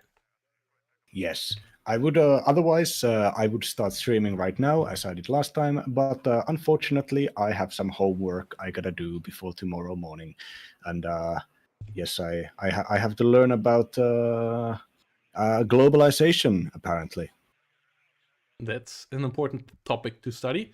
And yeah, so that means we will send you guys elsewhere. And we will send you over to Bedraki, at least on Twitch. So, and let Bedraki know that we absolutely miss him and we don't know why he plays Rainbow Six Siege instead of WARNO right now. So yeah, have fun over there, guys. And have a good day and have a good night. Bye-bye. And see you on the weekend with more WARNO casts. yeah.